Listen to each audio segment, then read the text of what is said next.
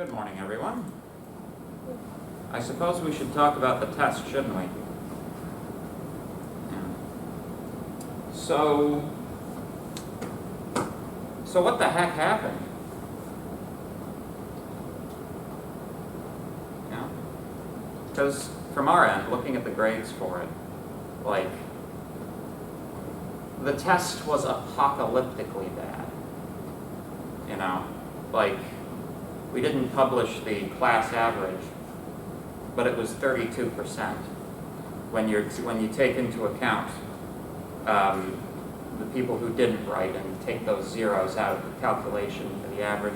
If you leave the zeros in, it's actually 20%, but you know, about a quarter of the class didn't even write the test.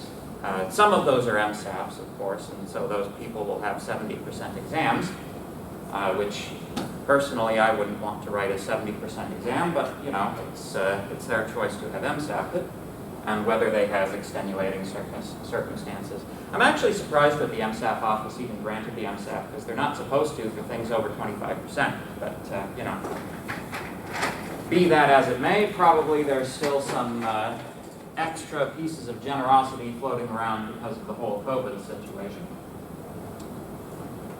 But yeah, so, no, but seriously, what happened? Why did you guys, like, what, how do you guys explain this performance? What was wrong with the test? Yes? I felt there wasn't enough time. There wasn't enough time? Yeah. That's shared by a lot of people? Yeah? Yes? There's no opportunity for part marks. No opportunity for part marks? I think, adding on to what she said, when the questions are all connected, if you get one part wrong, then everything's wrong. I think that's where that sort of comes from. So, unfortunately, none of those explanations actually hold water for this particular test. Number one, with respect to there not being enough time, this was not, you guys needed another 15 minutes, right? This was, most of you attempted no more than half that test. So you would have, in theory, needed probably on the order of 4 hours to write that test, at least, right? That's not, you know, I put one too many questions on the test. That's not the situation we're in, right?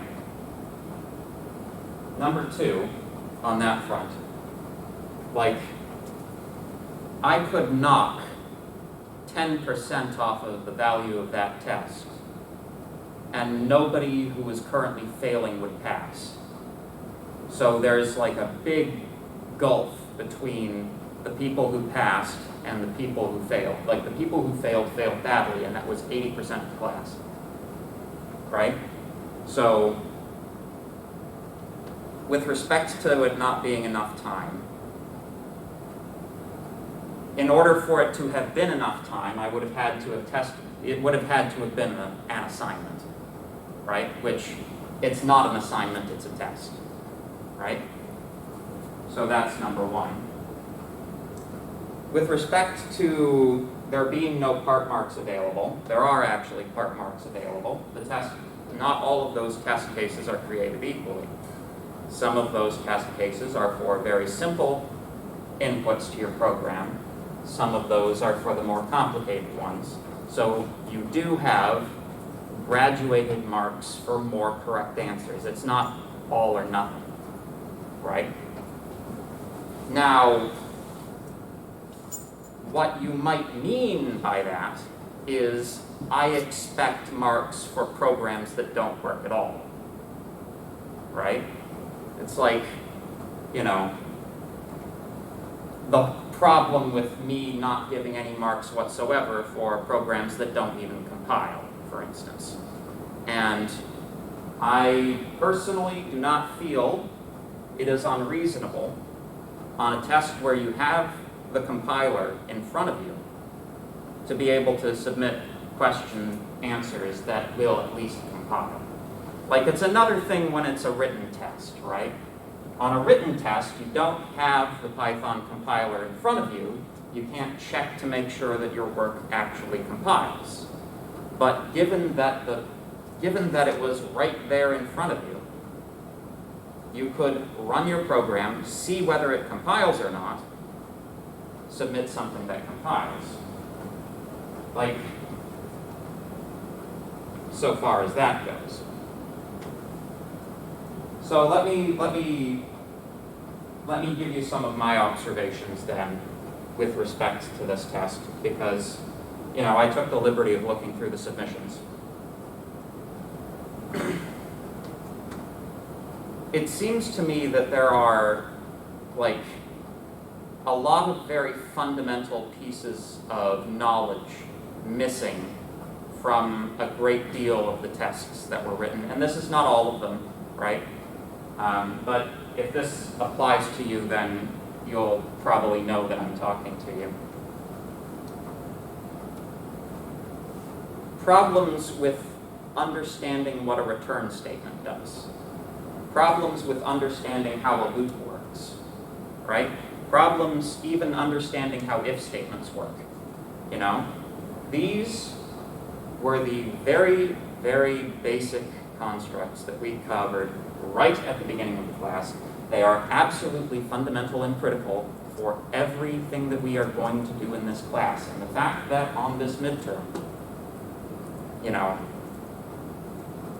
when forced to write a test, you know, all of that knowledge flees from the brain is not good.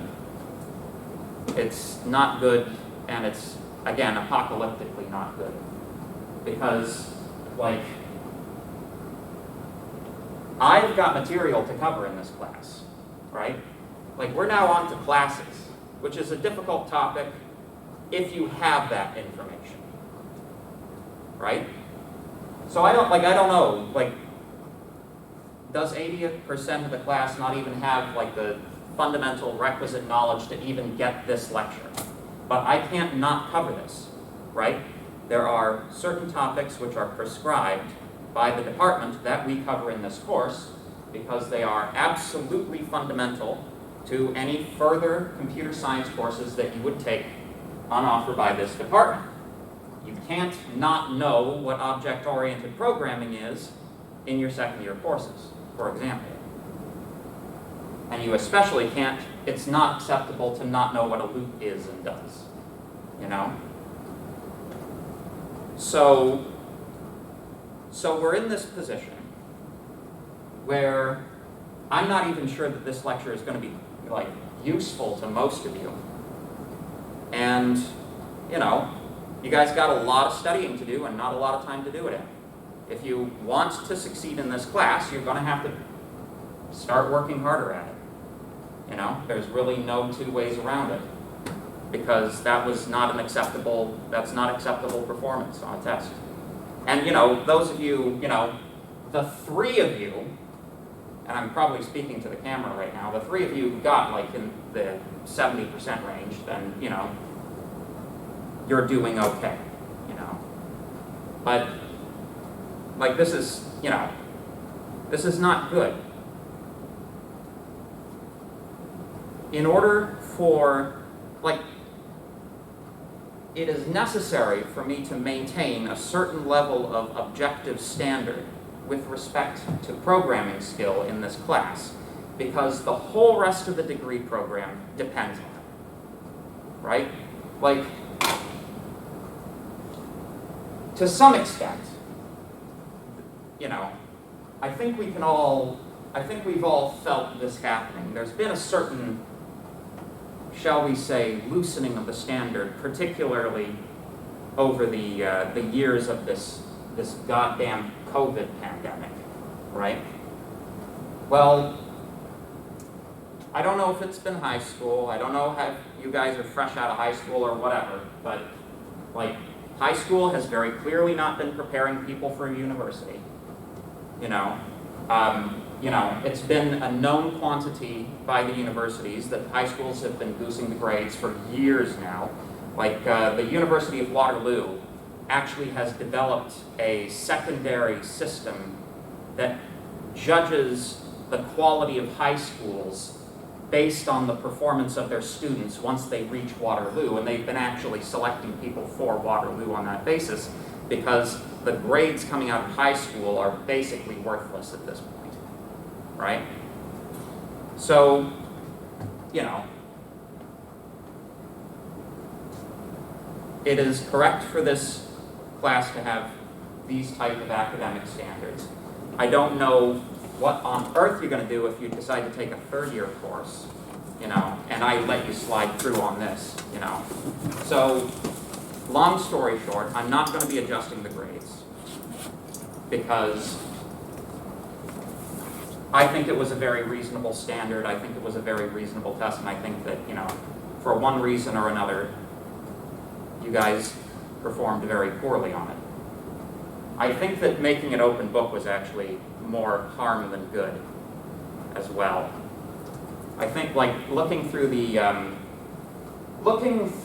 the solutions that I received from various people on the test, I saw a lot of what looked like copying and pasting out of the slides for particular questions, and copying and pasting, like, problems that have, like, little or nothing to do with the actual problem at hand. So, you know, I think probably having it as an open book test was a mistake. We'll see. Maybe we'll continue that for the exam. Maybe we'll give you guys a syntax reference sheet and make it a closed book exam. I haven't decided yet. I still have to talk that over with the TAs.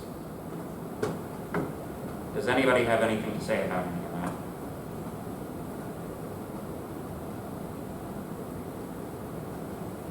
If I may say one thing further, I have had nobody come to my office hours this semester.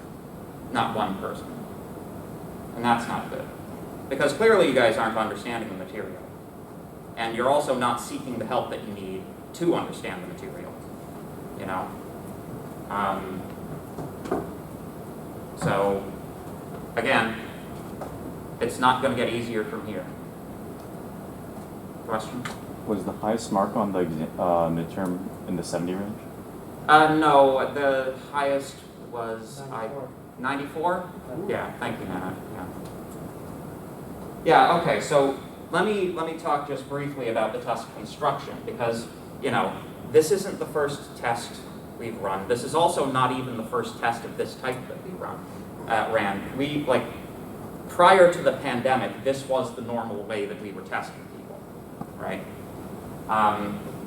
So this is what we do, right? We draw up a draft of the test.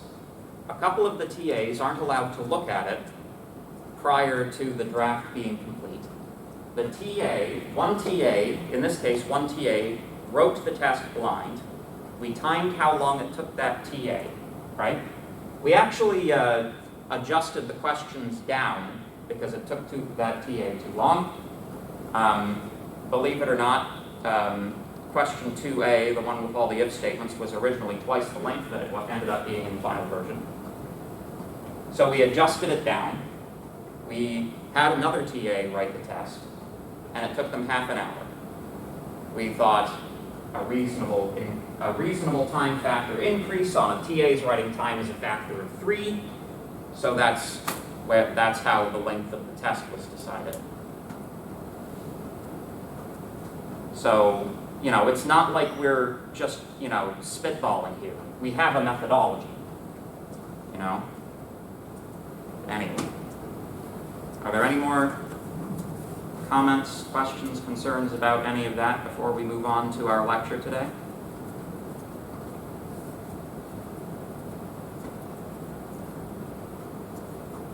Okay. So,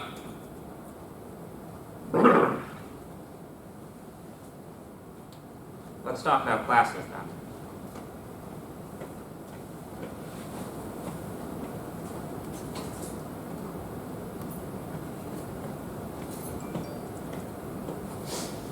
So, classes.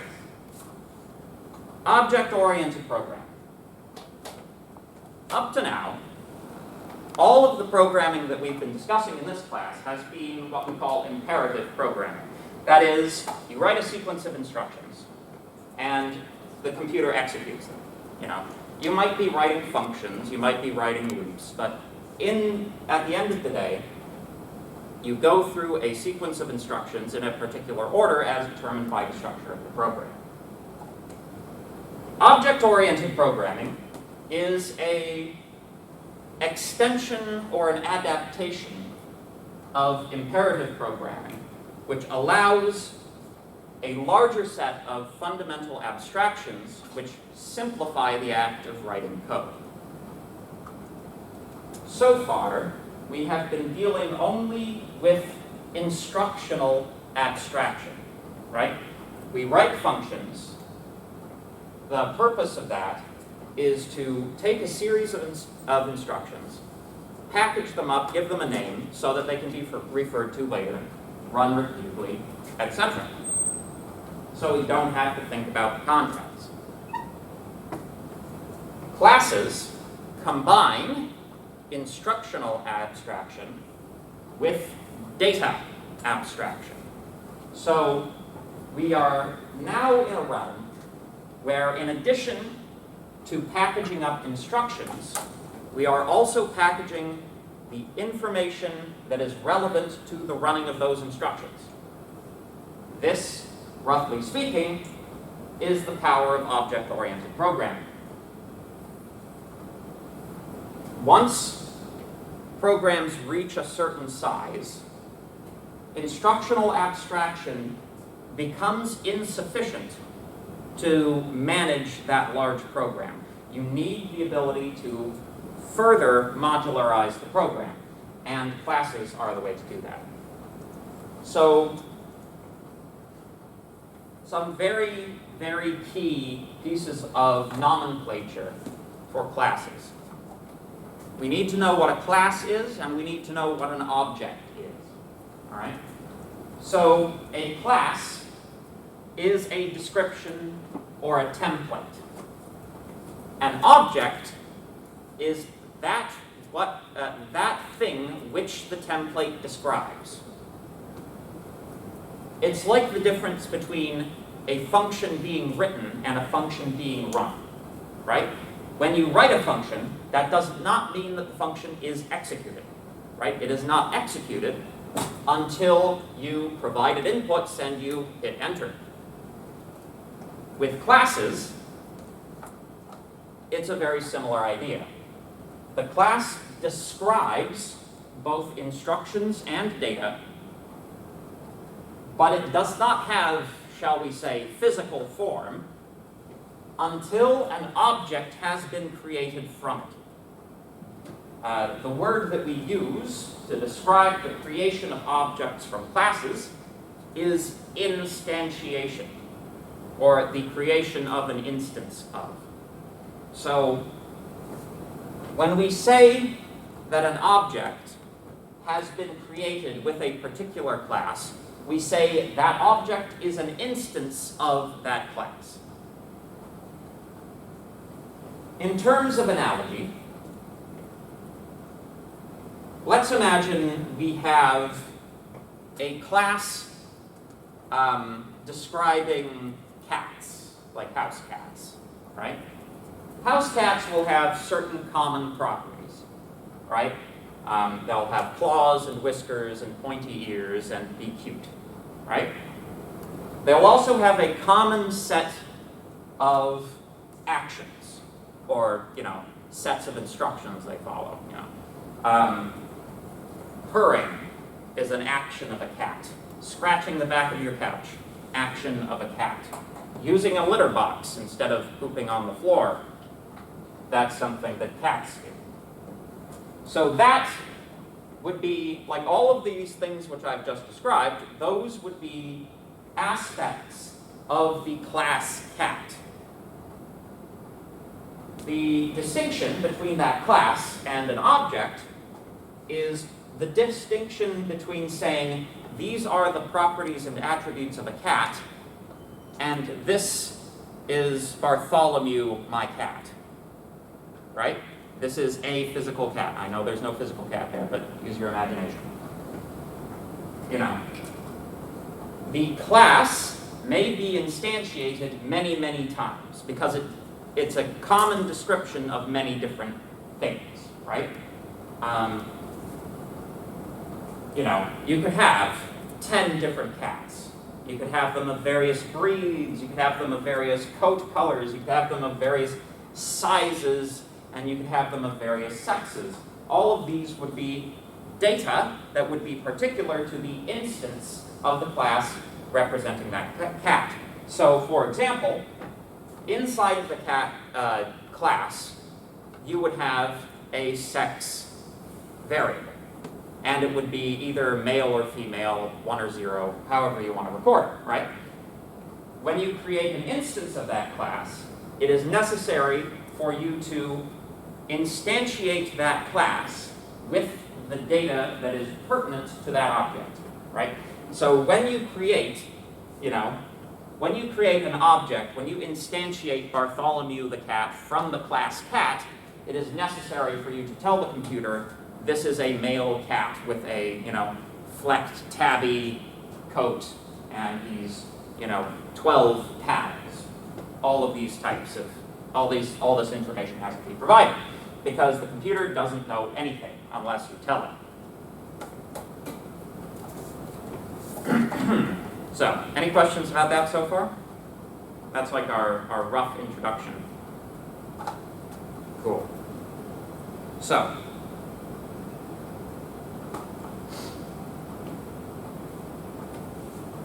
of course, we're not talking about cats. We're talking about code objects. We're talking about things that we program with. We have been using classes, actually, this entire time. It's just we haven't been using them as classes, so we've been able to pretend that we're in a purely imperative environment like C. C, by the way, doesn't have any classes. So, let's consider the topic that we left off with last time, exceptions. Python is an object-oriented programming language, which means that everything inside of Python is actually an object. Everything from the plus operator to the number 3 to value errors themselves. So,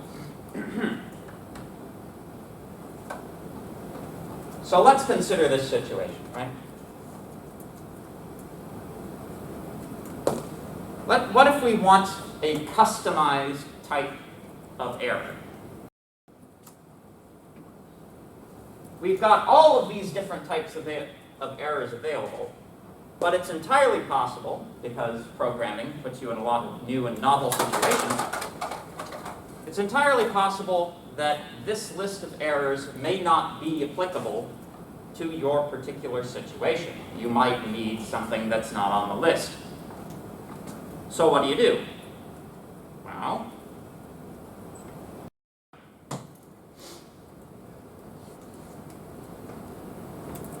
using the exception class name, actually, because exceptions are a class, providing a string allows you to set your own custom error message. However,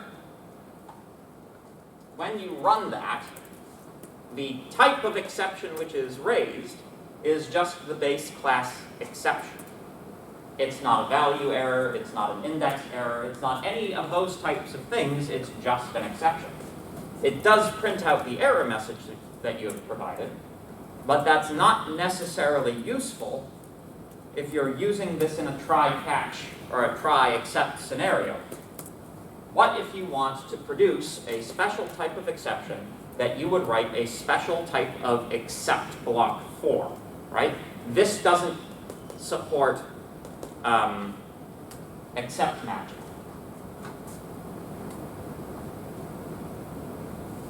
However, if we create a new class using exception as a base class, then when we raise that error, we get the type of error, we get it as a type of error rather than as an error message, right? This, this is a very important concept inside of class, how to write classes. It's known as inheritance, like inheriting money from your dead uncle, that type of inheritance. Any class names which you provide inside of the parentheses on this line, in the same place that you would put arguments if this was a function, these are known as the base classes for this class that you're writing.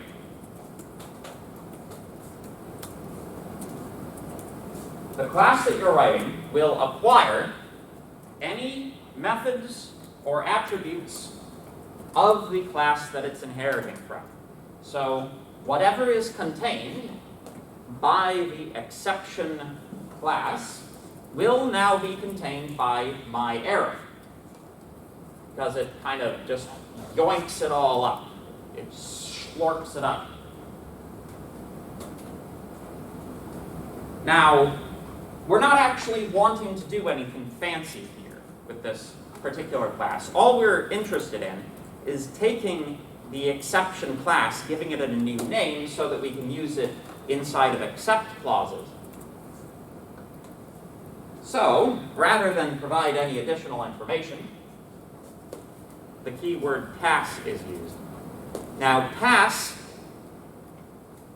is a statement that does nothing, right? All it does is basically all it does is make this syntactically correct, right?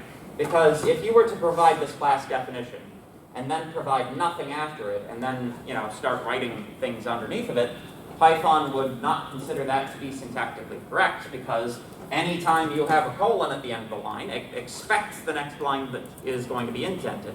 And if it's not, it considers that to be a syntax error.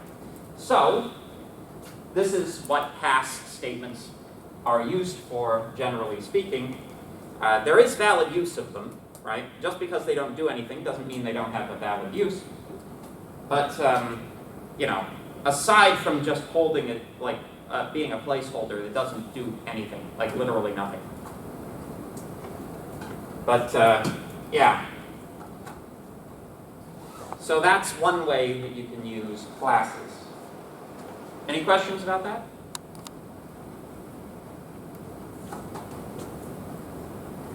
So, motivation number 2. You may notice before you the family tree of a large family in a particular popular children's fantasy novel series. The question we might have about such a structure is, how would we go about constructing such a thing in programming code in such a way as to be confident in the reliability and repeatability of this data structure, right? This is, incidentally, something akin to a tree. Well, it's a family tree, obviously, so it's a type of tree. But you have one node at the top that branches out into more nodes, and then those nodes can subsequently also branch out into more nodes, right? This is a classic tree structure. So one way that you might go about encoding this data is as a series of dictionaries. You can see we can use name, children, and spouse as keys, provide various pieces of data to those the fields of those dictionaries, and that probably is good enough for a lot of purposes. Right? Remember that dictionaries are mutable data structures, so where we're calling James P, Albus P, and Lily P, we are actually making reference to the dictionaries themselves, which are contained as sub-dictionaries inside of this list, which is also contained in the dictionary. Right. So, this is fine, insofar as it goes, but we're certainly not using all of the tools at our disposal to ensure the reliability of such a structure. The problem, and the reliability here, I'm not talking about reliability on the part of the computer. The computer will always do exactly what it's told. I'm talking about reliability on the part of the program. This is a lot of repetition, right? And if there's one thing that's true about human beings, they're not particularly good at repeating long things without making any errors. Like, some people can do it pretty well, but, you know, even the best typist is going to make a few, typographic errors whenever they type anything reasonably large, especially if it's boring, right? If it's just routine data entry, man, you need some way to verify the integrity of the data that's been entered. So, this is a lot of writing. Not only that, what happens if we get a, let's say, a typo in one of these keys, right? Let's just say, for the sake of interest, rather than having 5 of these entries, we have 5,000. And rather than have, let's say we have a typo somewhere in that list of 5,000 dictionaries. Now let's imagine that we have written other code which assumes that these key names are present, right? If the key name has been misspelled, then it's not present. It will not be detected by the computer system, which means that your computer will be happily chugging along, processing its data, and then it'll hold, big stop sign comes out, it's like, you're missing a key. And it turns out you're not missing a key, you just misspelled the word. And it's fine, because you can go in and fix it. Especially if it gives you enough information to be able to, search through the data that you're entering to find the problem. But, basically the problem that we have here is that we have what we call a data policy that is not being strictly enforced by the computer, right? So a data policy is any implicit rules you have in your head about how a data structure is supposed to look. Pretty much every data structure you ever write will have some kind of data policy, even if that's only to relate it to what it actually means in the real world. Like, this is a series of temperature readings, The computer has no concept of what a temperature reading is, They're not that intelligent. You only know that it's a series of temperature readings because you give the program context. But back to this. So, it turns out that using classes, we can not only encode, but enforce data policy so that people will not quite so easily be able to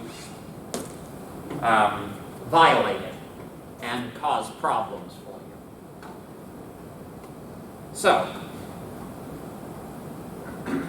in the previous slide, the convention was that every person is represented by a dictionary, with the 3 entries in the dictionary always being the same keys, name, children, and spouse.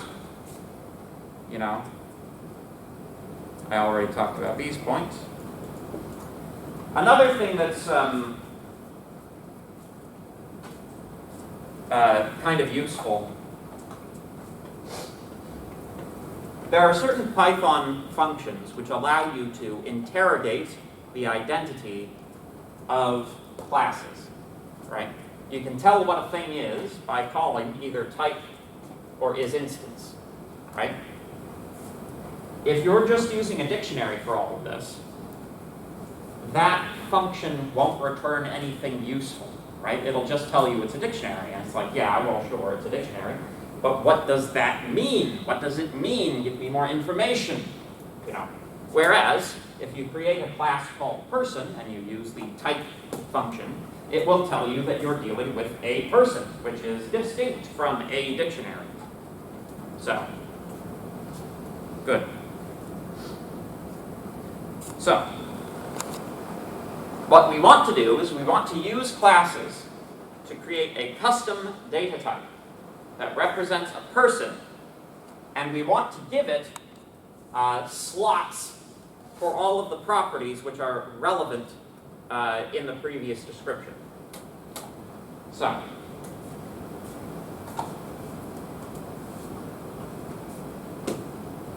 yes. So let's just make it.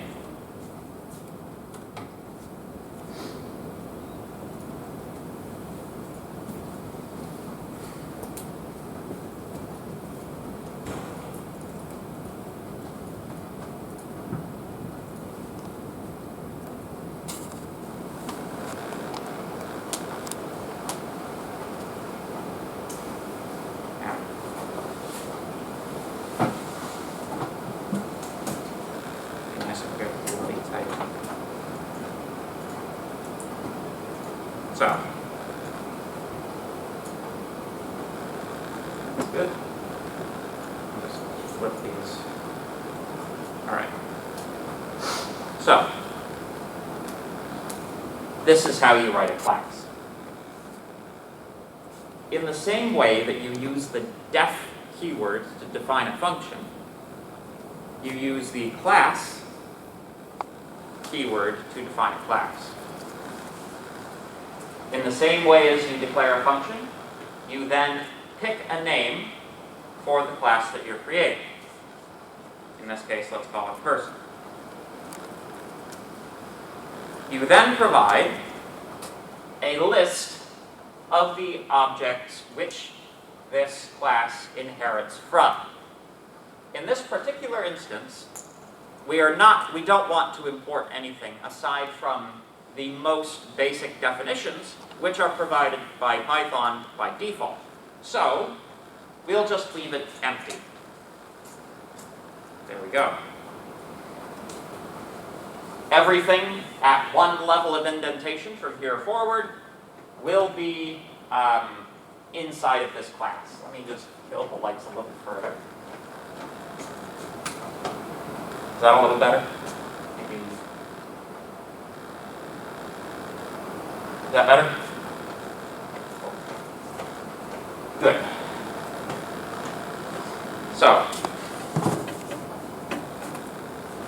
So the question that now comes is, well, what the heck do we even do here? You know, we have defined the class, what do we put in it? Well, we have 3 pieces of data that we want to put inside of this class, right? The question is where to put them. So there are a number of different approaches, but this is the approach that I'd like you to use in this class, right? Every class has what's called a constructor. When you create an object from the class, anything that's inside of the constructor will be executed. So a constructor is a special type of function which is associated with the class. It will vary widely by language, but in Python, the way that you write a constructor is def underscore underscore init underscore underscore self. This is your constructor, so to speak. So, anything inside of this function, which is incidentally local to the class, right, can't be accessed outside the class, will be run when an object is created from this class. So, in order to add variables, which are called attributes inside of a class, self dot and then the name of the variable. So self.name is equal to an empty string.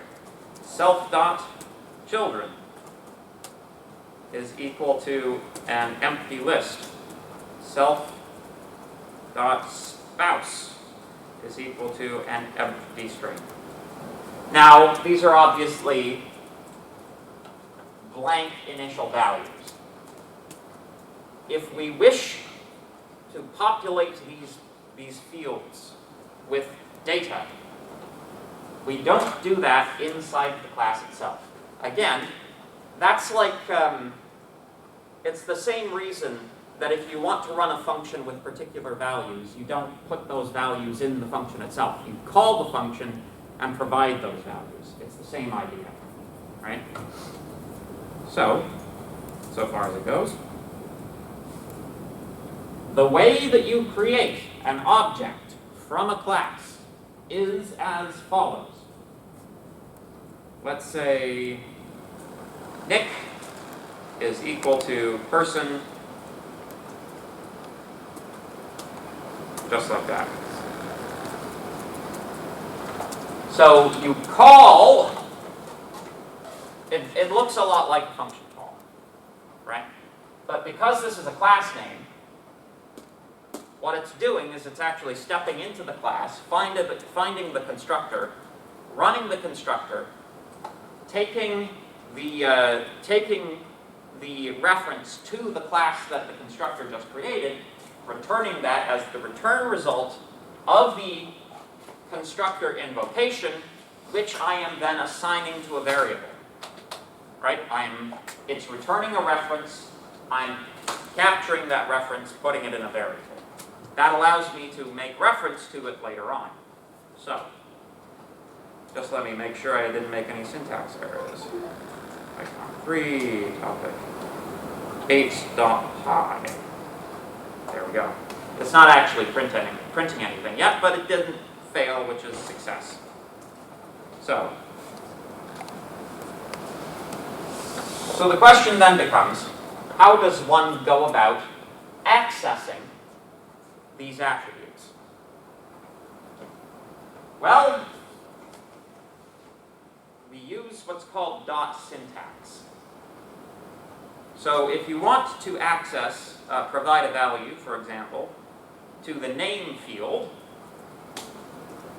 you say nick.name is equal to Nick, the prof. Right? The data can be accessed in the same manner.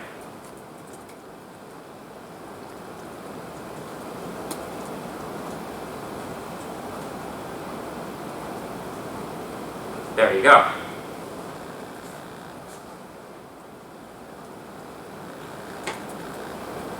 If I want to create a new object,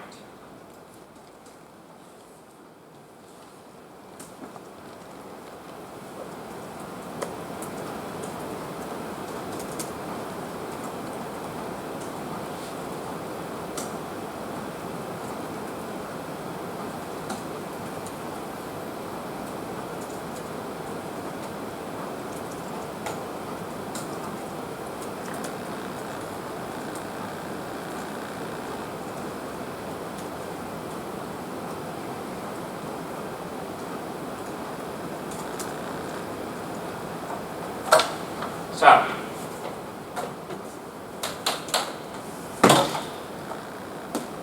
I create a new person object named Felix.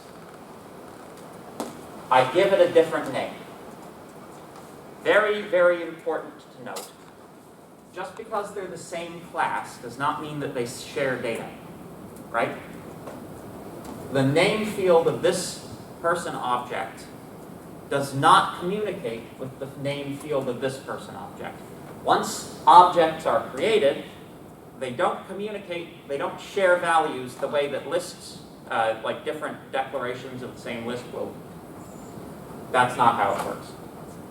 So, the names are two different names. I create a list containing a reference or containing this reference to a person object. So I'm creating a list with an object in it, and then printing the name and children. The name comes out fine, but when I printed the person object, I get main.person object at, and then some long hexadecimal number. So this is interesting actually, because this is what you get if you just print a object without like getting any of the fields, right? So if I was to print, for example, just Nick, you'd see I get a very similar thing, right? Note, however, that the addresses are different. Very close to each other, but different, right? So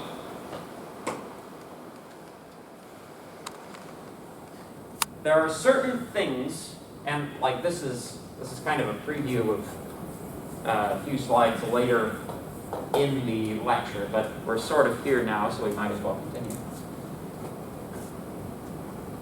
When Python prints an object, this is the default way that it does that, right? Python provides many different definitions by default. This happens to be the one for string conversion of an object. However, we can do a very interesting and useful thing. We can actually override Python's definition for how it prints out a person. We have to modify the class, though. So, Python provides a large number of what are called magic methods. Anything that has two underscores before and after, that's known as a magic method. And when you're providing a definition for a magic method, what you're doing is you're overriding some definition which has been provided by the basic definitions that are provided to every class. So, def underscore underscore str underscore underscore string conversion. This allows us to override the string conversion of this object when called as an object. Return. My name is self.name. My spouse is, well, let's not talk about spouse. And I have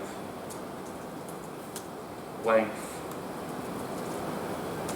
self.children. Children.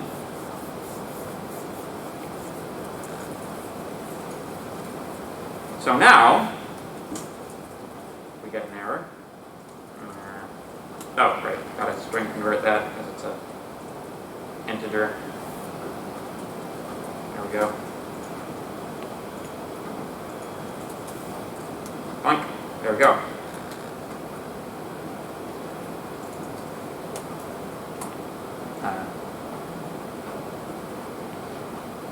Child/children. There we go. So,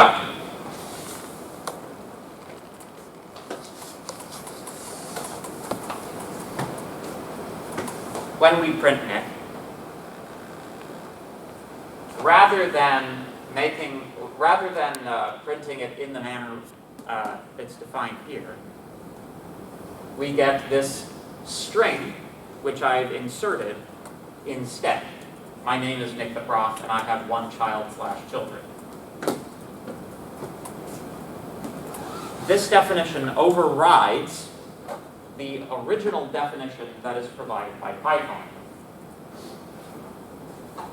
In programming, we have a name for this, which is also very important to object-oriented programming. The name for this type of behavior is polymorphism. Poly meaning many, morphic meaning shape. Basically, anytime you have a function or an operation which behaves differently based on what it's being called on, you have an instance of polymorphism. The most basic instance of polymorphism are the ones having to do with the arithmetic operators. Plus, for example, in the context of numbers means addition. In the context of lists and strings means concatenation. It means different things when different things are applied to it, therefore polymorphic. Make sense? Any questions? Good.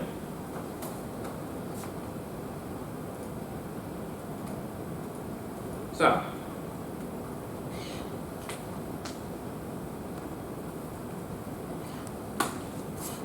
we've already done that.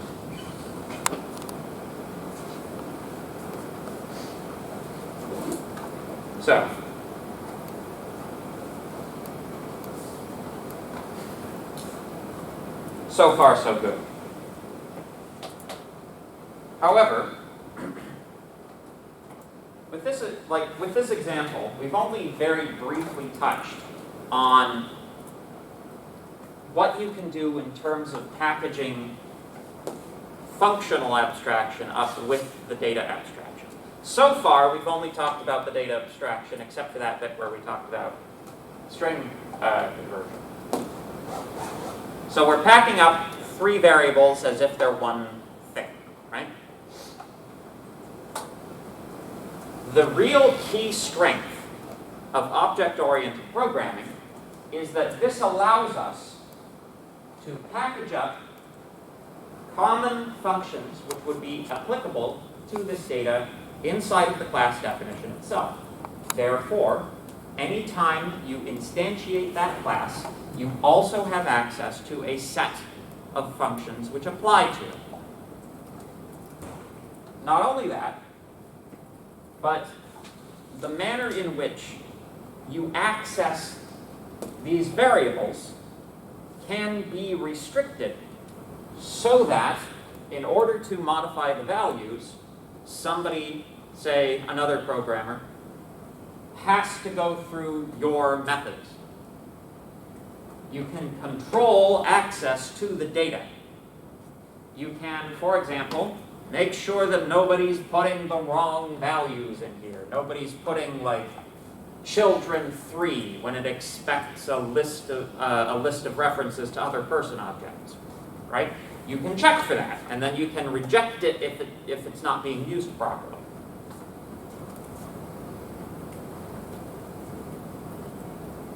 But we're going to get into that. So, good. Already talked about constructors.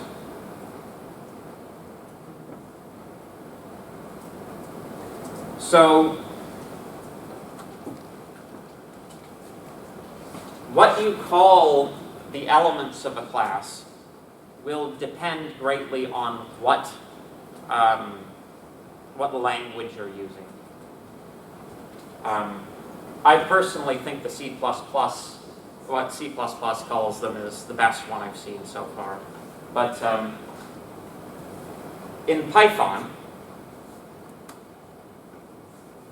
variables which are contained inside the class are referred to as attributes, and functions which are contained inside of a class are known as methods. And that's fairly common. You may hear them referred to as in a number of different ways.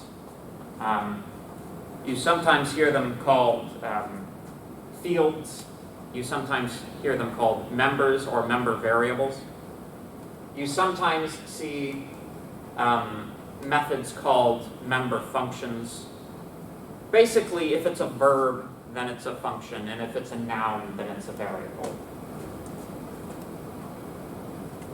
So, yep, yeah.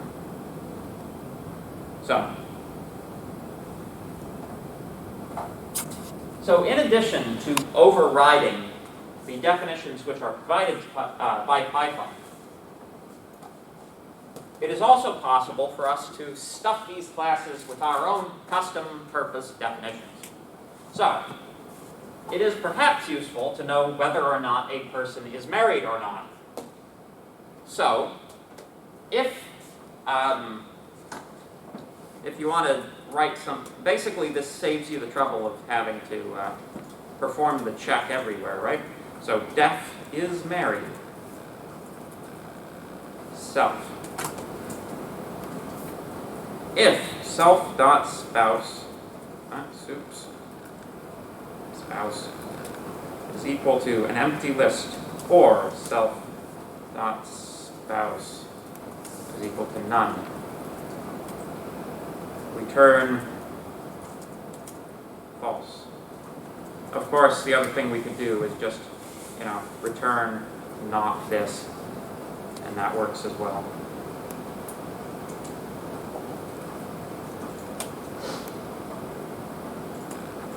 Right?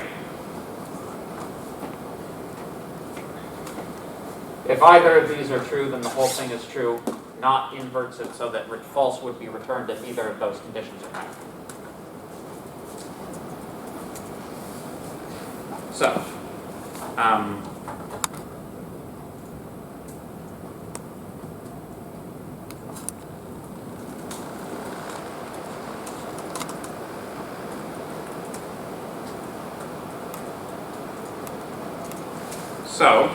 if I print the result of Nick.isMarried, we'll get one thing, and if I print the results of Felix.isMarried, we'll get something else. I have made a mistake. There we go. So, and I also need to call the method. There we go.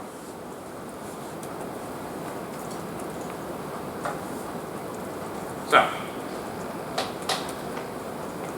if you don't provide the braces at the end here, you're making a reference to the name of the method rather than invoking it. In the same way that if you want to pass a function as an argument into another function, you leave off the parentheses, otherwise you're running the function, right? So, I added this one line where I gave myself a spouse, because I am actually married. So, when I call Nick.isMarried, we get true, because I am married. And when I call isMarried on my 14-month-old, it's false, because he's 14 months old. But also because he has no specified spouse. That was a joke, you can laugh. Trying to lighten the mood, guys. Jeez.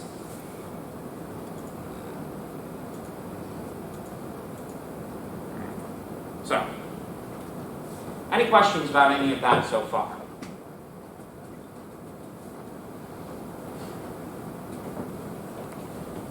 So, as is kind of typical, you might look at something that's that short and you say, well, why bother putting that inside of a method? It's so small, right? Obviously, the methods that you would write would be a bit more complicated than these small examples that all fit on one slide. Classes can get very long, right? One of the bonus questions that you have on an upcoming assignment is to use classes to build the game Checkers, right? So in Checkers, the information that is contained within the class is things like what is the state of the board, whose turn is it, is the game won or not, right? The board is incidentally stored as a two-dimensional array, or a two-dimensional list, so it's a list of lists, right?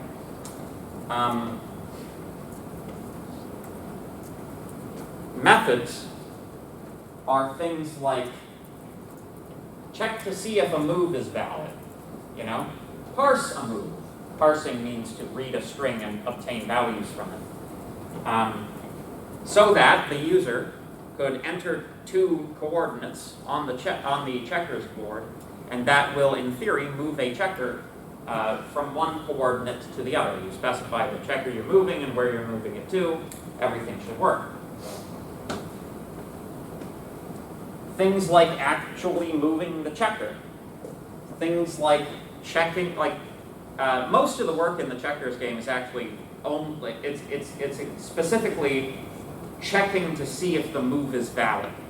Because checking to see if the move is valid also includes checking to see if a jump is valid. And I don't know, how many people have played checkers? Not enough. You should all play checkers. It's an excellent game. It's also a very, very old game. Where's the chalk? We just have no chalk now? Is that the state of civilization? All right. Here's a little piece that'll have to do. Oh, there's another little piece. All right. So in checkers, roughly the state of the board is you have all of these guys, right? And then, so you have black and red checkers. This isn't the full board. This is just to give you an idea, right? Right? You move these guys one space at a time in diagonal directions. If you have an adjacent black, if you've got a checker of the opposite color, and you've got a clear space to jump to behind it, then it's a valid move to jump that checker and then remove it from play. And the object of the game is to remove all of your opponent's checkers from play, right? So it's a fairly simple game, but a little bit tricky to program. When you take also into account the fact that, if you have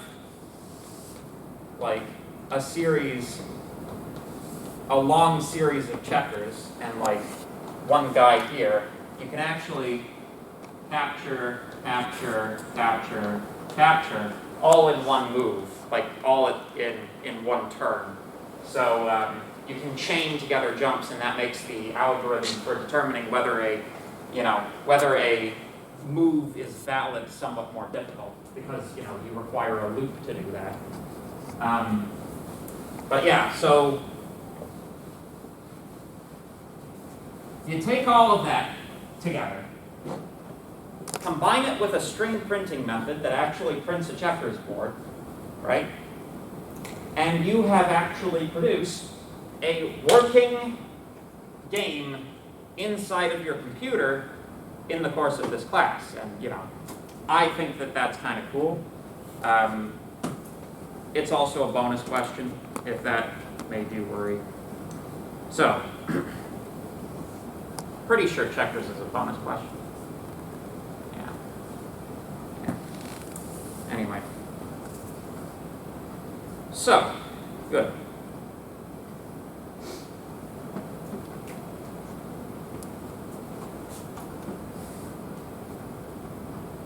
Everything in Python is an object. So, if we take the number 27 and we ask for its type, class integer, notice the word class. It's a class, right? This is an object of class integer. We define a function. We take the type of that function. It is an object of class function. If we take, obviously a class that we have made ourselves, that's also an object of class main.person. So the reason for the main here is that's where the object has been defined. So main itself is a class, right? We're using we're using dot syntax to access the attributes of main, which include other class definitions, right? Everything. Everything is a class. Everything is an object. Object-oriented.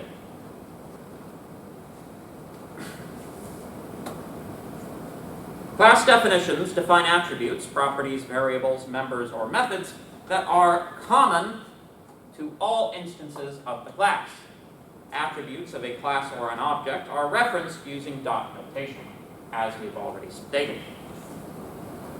So let's get out of here. I want to do that. Okay. So let's do another example. Let's imagine that we're going to write a class for points in Euclidean space. Can anybody tell me what Euclidean space is? No? Okay.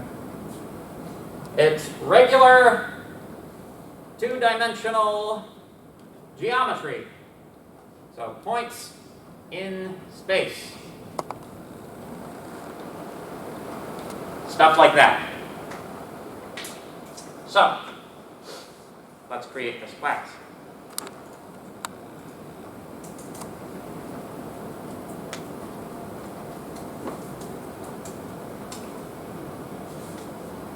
Class, point.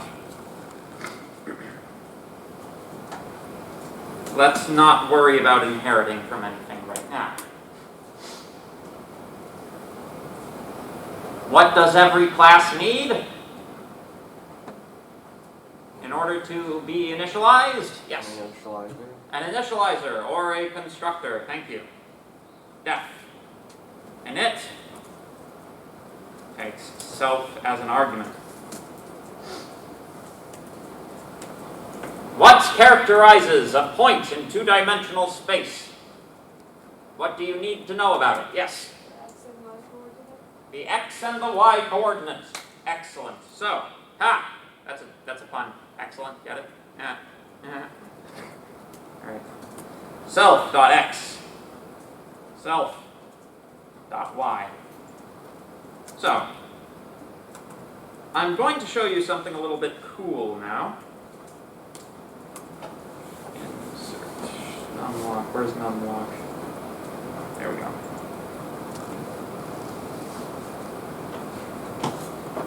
So, in the previous example, we provided no other arguments to init other than self, and we're going to get into self and what it means. And we provided information to the object after its point of creation. It is possible to provide information to the object at its point of creation by specifying arguments for the constructor. So,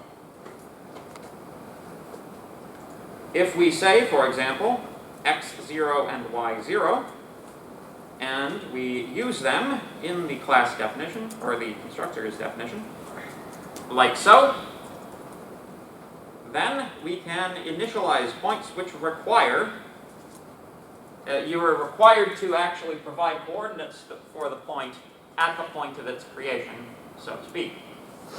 So, point, shall we say A is point 6,9, and B is point 9,5. There we go.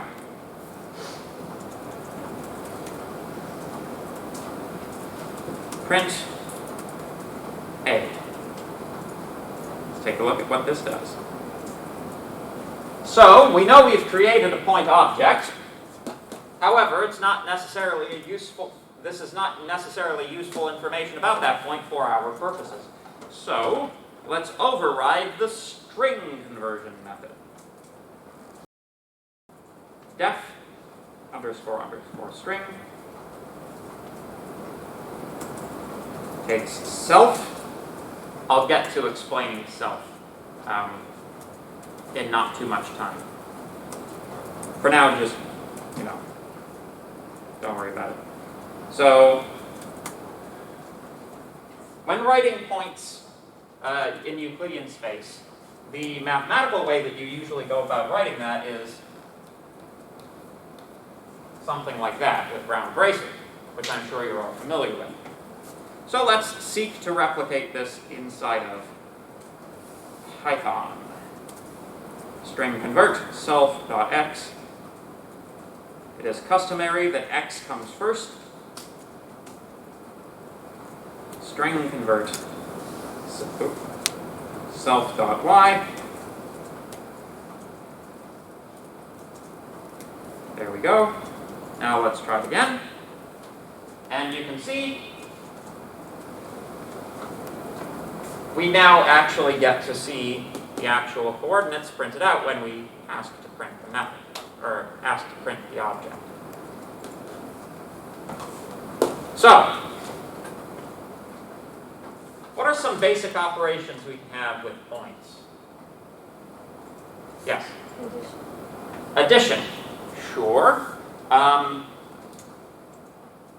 In geometric terms, that would be something more like translation, right? So let's write a method for translating a point.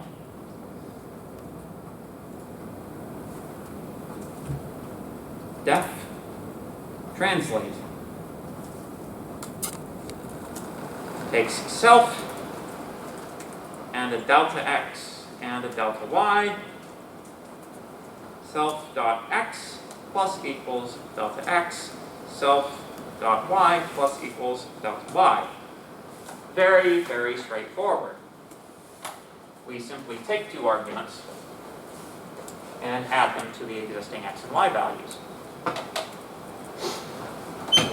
How about another one? What's something you can do with points? Yes? Find the distance between the 2 points. Find distance between 2 points. Absolutely. Since we are dealing with Euclidean geometry, the shortest distance between 2 points is a straight line, which is the hypotenuse of a right angle triangle.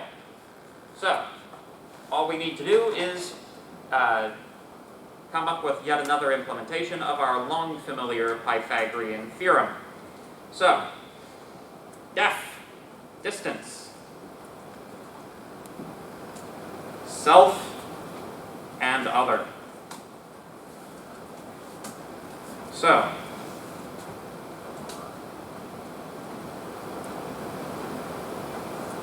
what we want to do, the side lengths of this right angle triangle are going to be the difference in the y coordinates between the two and the difference between the x coordinates of the two. So, we might say something like dx is equal to self.x minus other.x. I'm doing this way just because it makes the lines shorter so that it actually fits on one line. It's much easier to read. dy is equal to self.y minus other.y. And then we return dx squared plus dy squared, all taken and perform square root. There we go. Now we can say print a dot distance b. And the distance between those two happens to be 5, because of course, if you take a look at this, the delta here is 3, the delta there is 4, and if you remember our perfect Pythagorean triangles from previously, 3, 4, 5 is one of the perfect Pythagorean triangles. So let's dig into this a little bit, because now we start running into needing to know what self is. So, you may have noticed that for each of these, so far, each of these methods, the first argument has always been this thing we call self. Now, a lot of this is sort of comes down to Python being a funny language.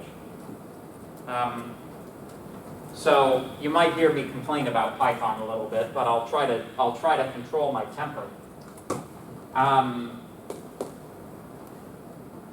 In Python, the first argument of every method, and this is very important, is a reference to the object on which the method is being called. So when we say translate self dx dy, self is whatever the object that we're calling that method on is. So for example,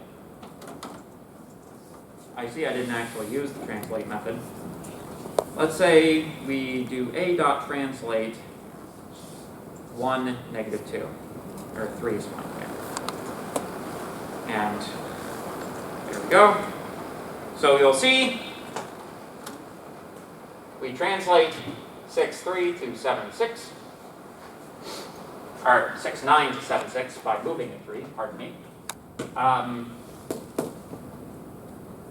So self is in this case A. Python takes whatever is before the dot and makes that into self. Now there's actually two ways of writing it. When you invoke a method, there are two ways. You can say a.translate 1, 2. That's one way of doing it. The other way of doing it is point.translate a1, 2. These are exactly and precisely the same statement written two different ways. So the difference, of course, in this one, you get an exact one-to-one representation of what the arguments are as declared in the class. So it's self dx dy, self dx dy, right? You tell Python which definition of translate you're referencing by specifying the class name up front. So it's point.method. This is an equally valid way of calling methods. You must provide the object. You must always provide an object upon which the method is to be called. That's an iron law of object-oriented programming. You can't run anything if you're not running it on anything. However, the position that you're providing it at is different. This is the more usual way of doing it because it's more compact. So when we say a.translate 1, 2, A is self. So, okay. So that's how things hook up with these, right? You'll notice that within the class itself, anytime we are referencing x and y, we are referencing self.x and self.y. What that does is it takes x and y and it binds them to the class rather than to the function. Notice with dx and dy, we have not used self. We have just said dx and dy just like they're regular variables. They are local to the function that's inside of the class, but they are not local to the class. They do not exist at the class level. They exist at the function level. In order to specify the data as existing at the class level, you must use dot syntax to access them through self. And the only reason you have to do that is because this is Python, and Python is terrible. This is a terrible way of doing object-oriented programming. C++ is way better. But, you know, we're learning Python. Python is popular. God only knows why. Honestly, it's like, if you know other programming languages, programming in Python is like getting constantly flicked in the face by like an asshole who's just constantly, it's like, oh, you can't do that in Python. It's like, Python. Anyway. So, like, I'm not even getting into half the reason that Python's classes are terrible. In most languages, it would be considered a ridiculous violation of data policy to be able to create a variable inside of an instance of a class from outside of that class. But Python allows it.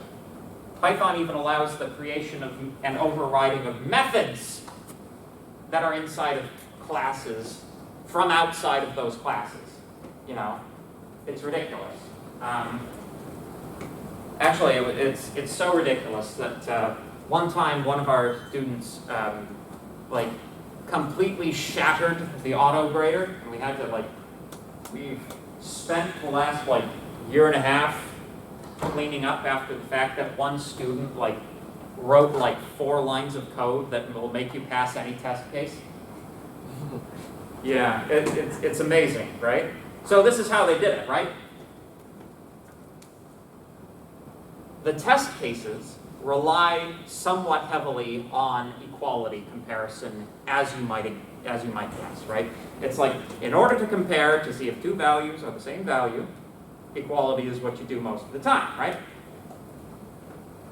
You know how you can overload string comparison and you can overload addition? Well, it turns out you can also overload equality comparison. So all you have to do to trick the autograder before we made all of the modifications, rather than actually returning anything that makes any sense from your function, all you have to do is return an object which has equality overloaded to always return true. Anytime equality is run on it, it always returns true.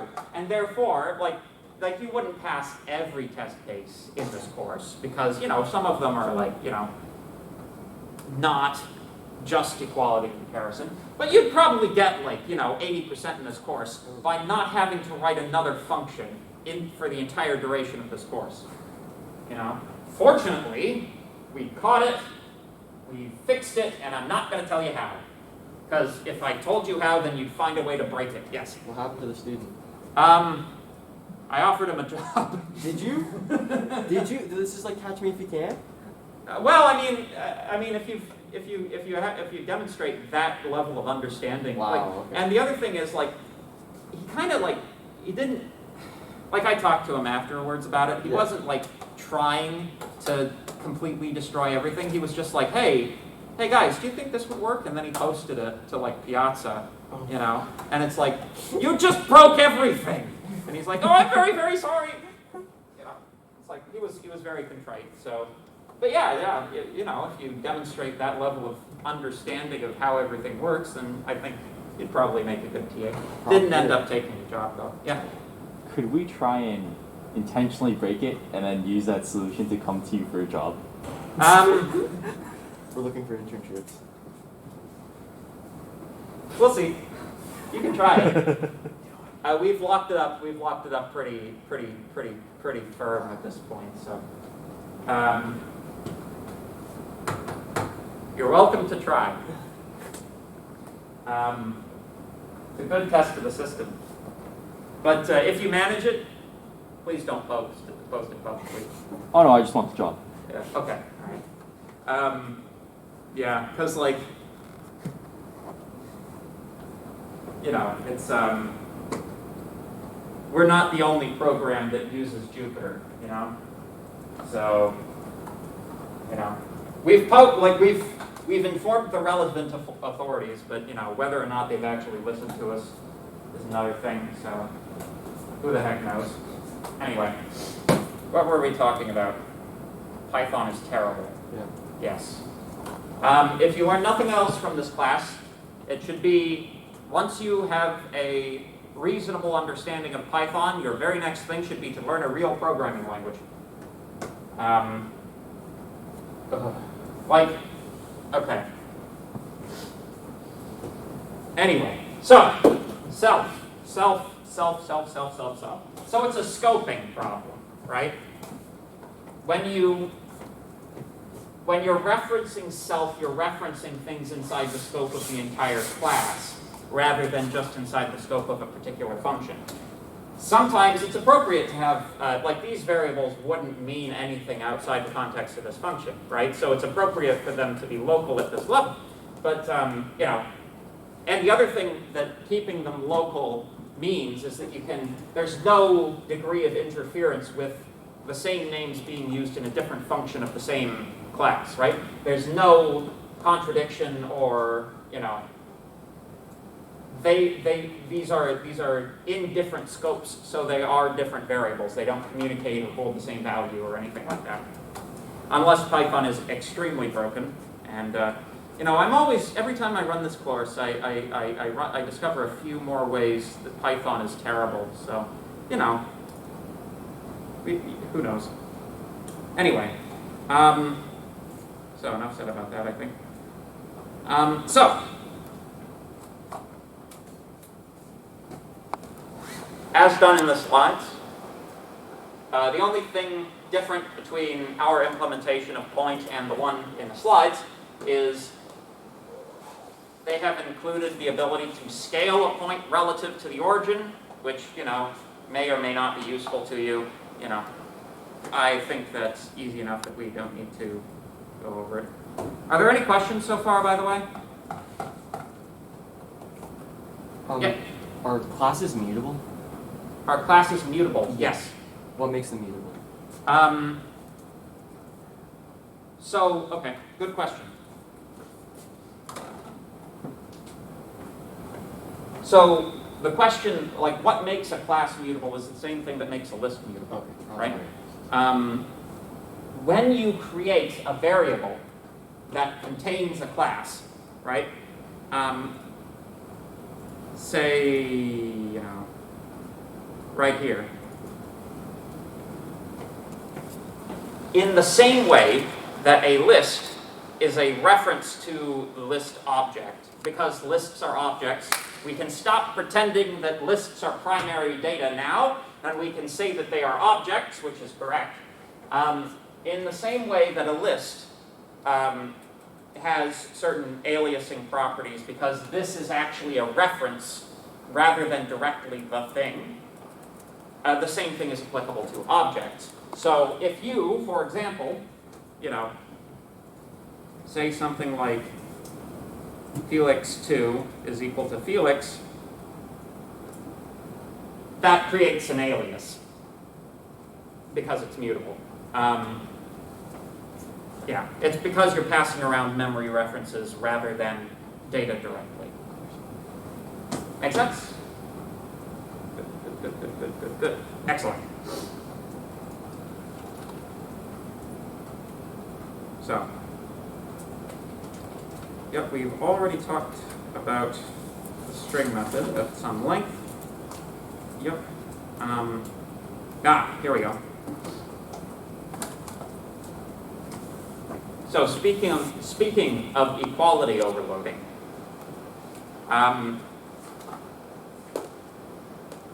what happens if we just call equality on 2 point objects? What do you guys think? Any hypotheses? Yeah. See if they hold the same value? Well, it turns out that it actually doesn't. What equality does by default, if we were to say, for example, print A is equal to B, what did I do? B. There we go. That gets false, of course, but they have different values. But let's give them the same values and see what happens. 6, 9. Despite the fact that both of these have the same coordinate values, equality comparison over those two objects still returns false. So here's a question. What are we even dealing with? What is it comparing? Well, let me create C, which is an alias of A. Compare those. Now it's true. So what it's actually comparing, by default, according to Python's default definition, is the memory address at which the object is being stored. Which means equality, in its default sense, is basically a test to see if two objects are aliasing each other. But this is definitely like an out-of-the-way thing, right? You would hope that the computer would have a more like intuitive or naturalistic definition for what equality of 2 points means, which is to say, are they the same point or are they not the same point, where the same point is defined as them being located at the same point, right? You know? So we can once again use our superpowers to overload the definition of equality for points.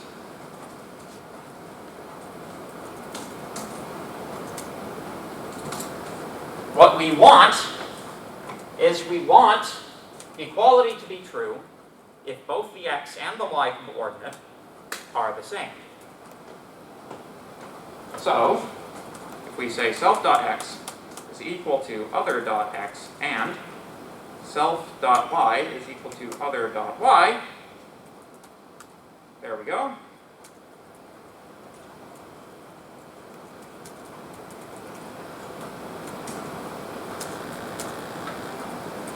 Now we have true.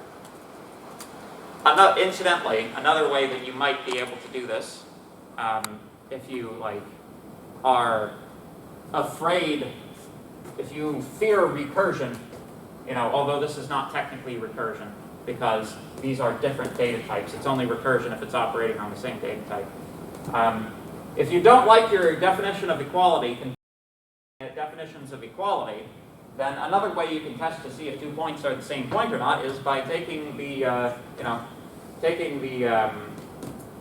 the distance between them and having it be 0. So that's an alternative. Although it's probably more work for the computer, But yeah.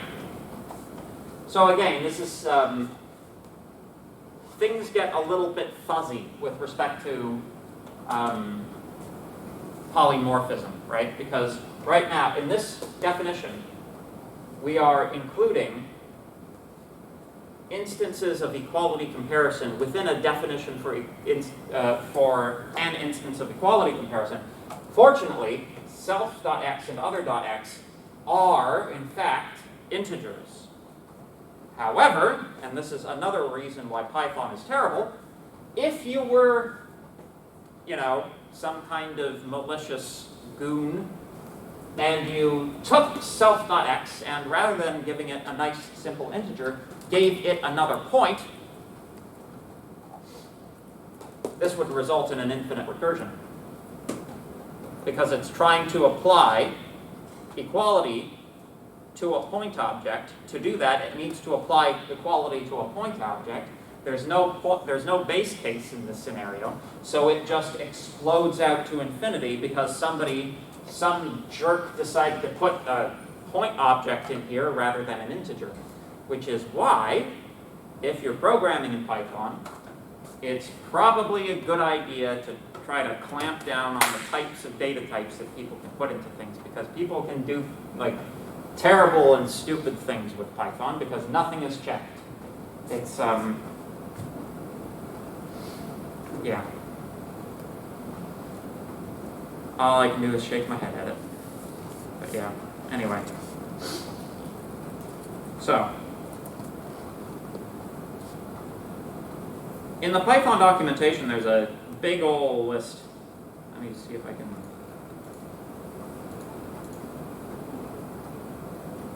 Python magic methods. There's a there's a lot of them.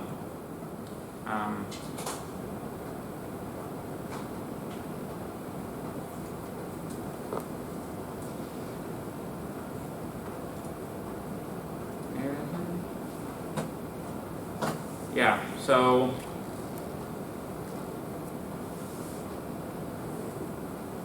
there's a lot. Construction and initialization methods. Comparison operators. Equals, not equals, less than, less than equals, greater than equals.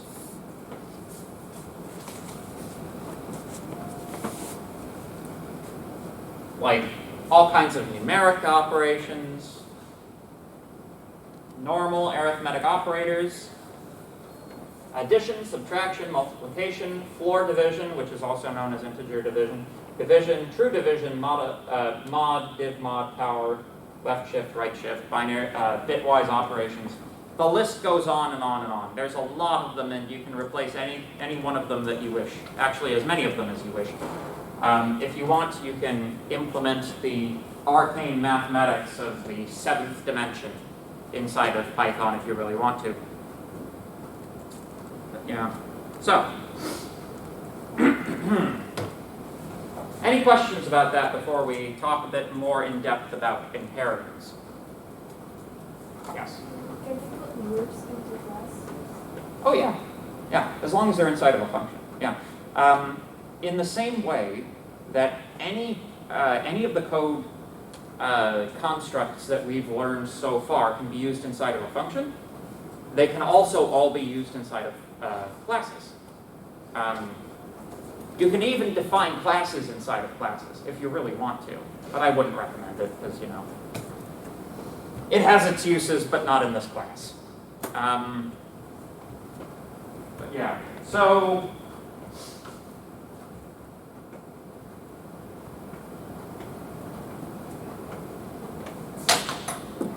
let's talk about oh, I'm sorry, I didn't see you. So what did you accomplish by using the equality method? Rather than having two objects compared by their memory address, which has nothing to do with the data they actually contain, our overriding of the equality comparison method allows us to actually test the x and y coordinates to see if they're the same. So rather than just the memory limitation. Yeah, we're comparing the actual data contained in the class. But the way that it works is, like, because it's a computer and a computer is dumb, it doesn't, like, it doesn't have an awareness of what you think, like, you know, a reasonable interpretation of equality would be for the object it's creating, right? It needs you to tell it that specifically. And, you know, you don't have to just compare each variable to see if they're all the same, right? It's completely up to you what constitutes equality in that kind of a situation. And we can develop that thought a little bit more as we develop this next example. So,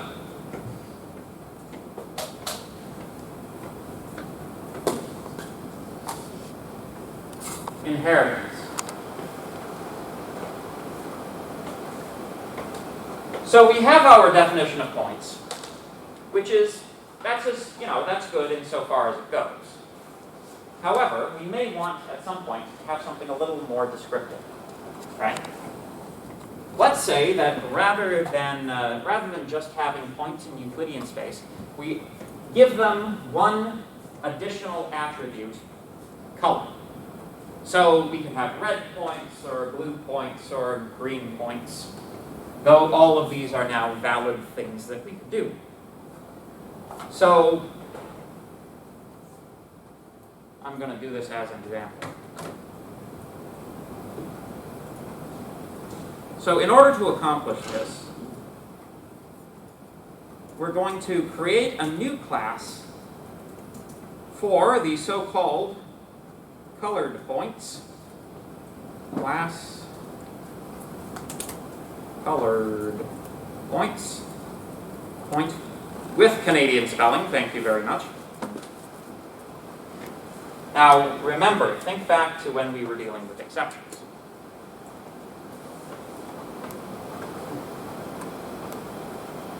When we created a new exception, a new class of exceptions, we gave it the original, the base definition of exception as an argument to the class. It's not quite what that means, but that's what it looks like. In this case, we want to create a definition for a point that has color, but fundamentally it's still a point. And all of the operations which are applicable to points are still applicable to this new colored point class. So, the thing that we want to do is we want to inherit our old class to create a new one. So, we shall create a class colored point which inherits from point. Get the point? I couldn't resist. So,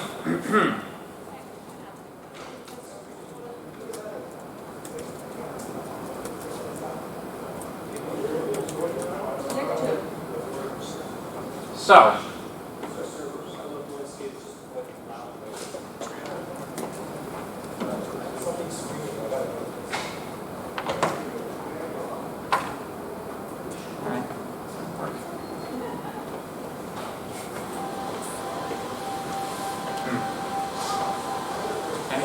close the bloody door. That's terrible. Are you going to try to figure it out? I think I've seen this mechanism before. Yeah.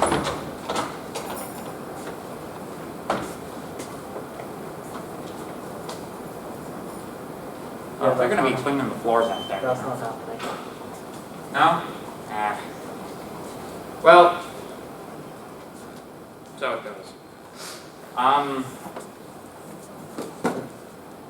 What was I talking about? Points, yes. I was making terrible puns. So, there are two ways that you can go about the constructor here, right? The first way is the not so great way, where we take all of the information that we defined in the original method, or in the original class, and we simply repeat it. Copy these two lines, paste them here. This is the wrong way to go about it.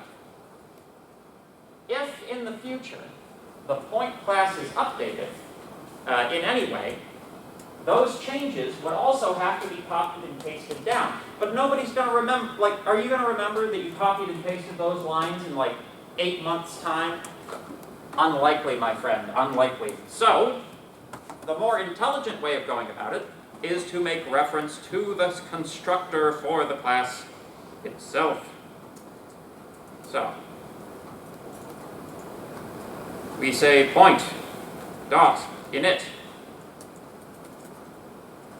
providing self, and then the two arguments which are x0 and y0. Of course, x0 and y0 are going to have to come from somewhere, so we'll add them here.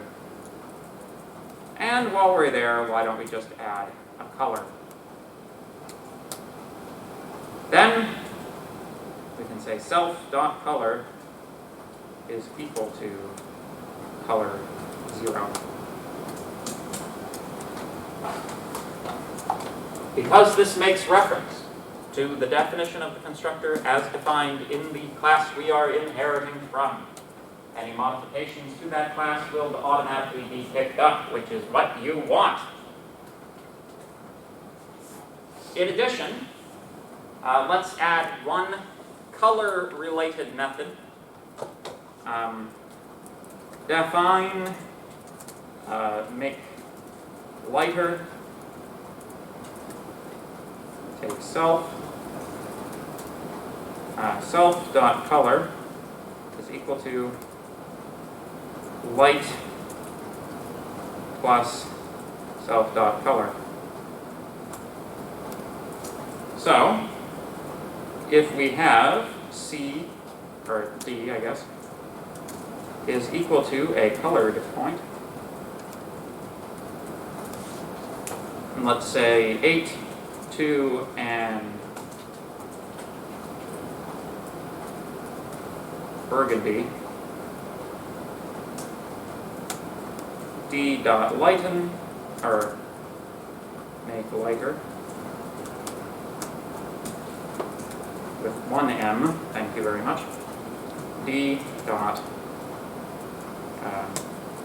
print d. Oh, and while we're at it, let's just override string.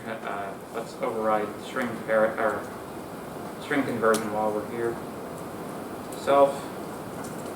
So return point dot string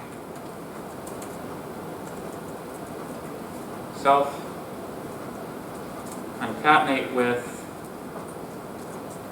that, and then self dot color.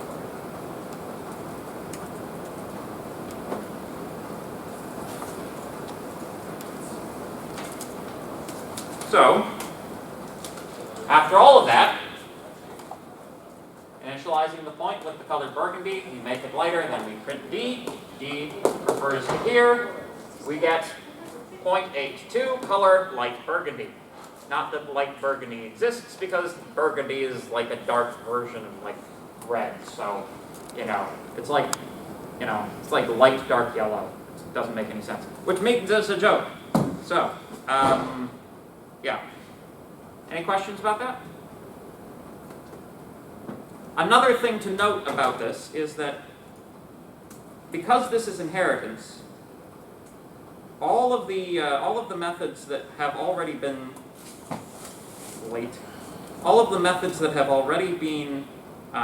defined for points still exist. We still have access to all of those methods, right? Unless you override them, they're not going to take into account the new information. But you don't have to change the color to translate a point. So it doesn't.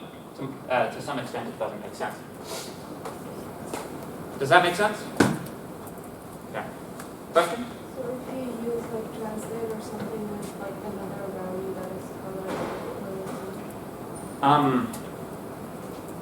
If you put a color into the translate method. Yeah, so if you use this method and you use the previous defined functions, you have to do it differently.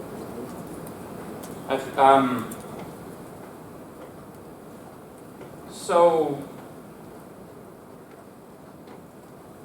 as long as what you're using them for is according to the previous definition, then everything works. In this example,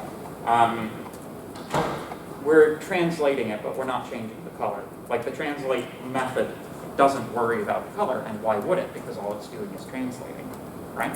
So, this, we don't have to include anything new versus how we were using it previously, right? However, if we had some method that, say, replace color or something like that, which actually modified the color value, that would need to have a definition inside of colored point, but not inside of point, because, the point class doesn't contain or care about anything to do with color, right?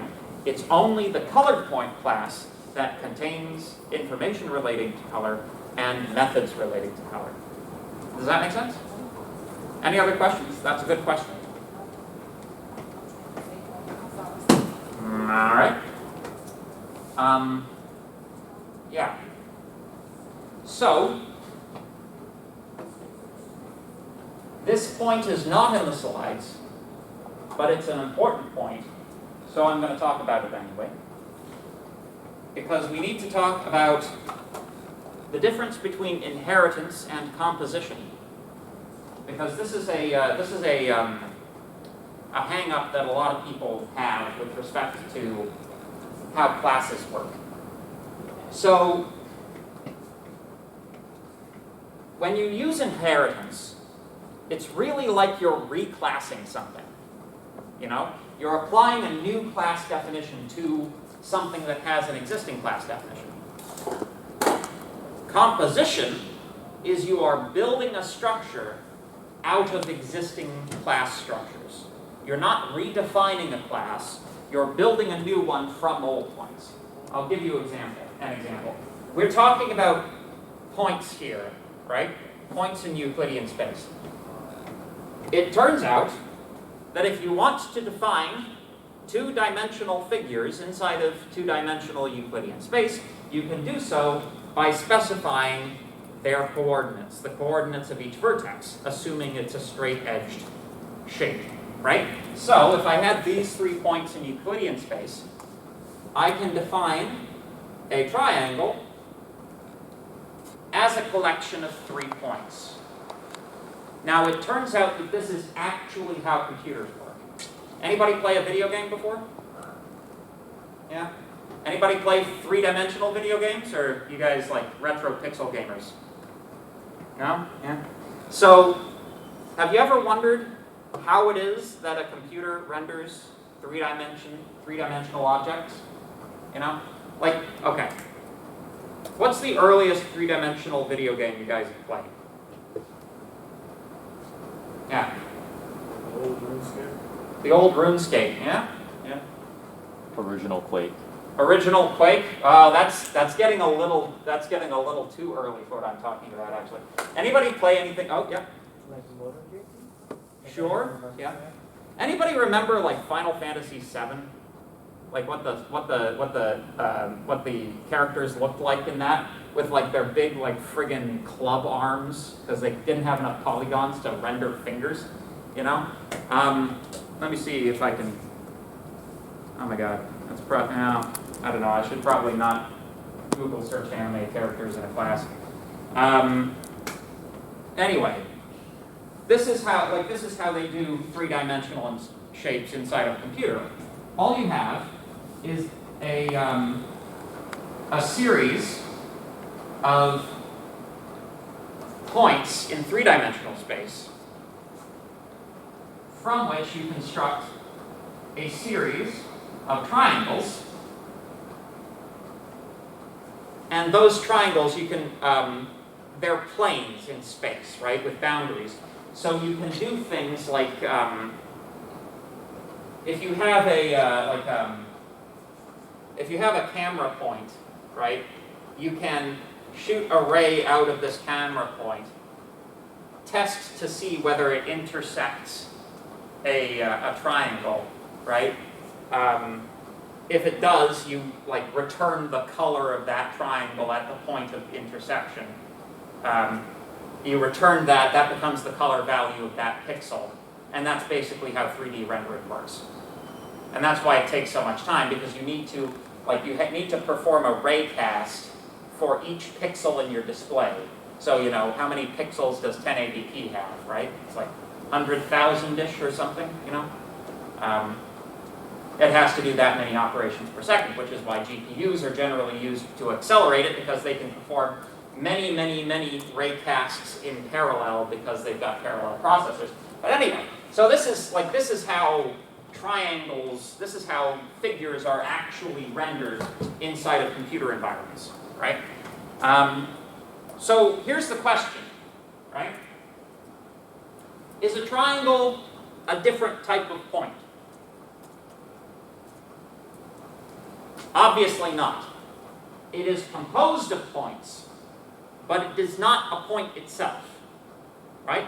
So, if, for example, you wanted to write a class for triangles, right? Class triangle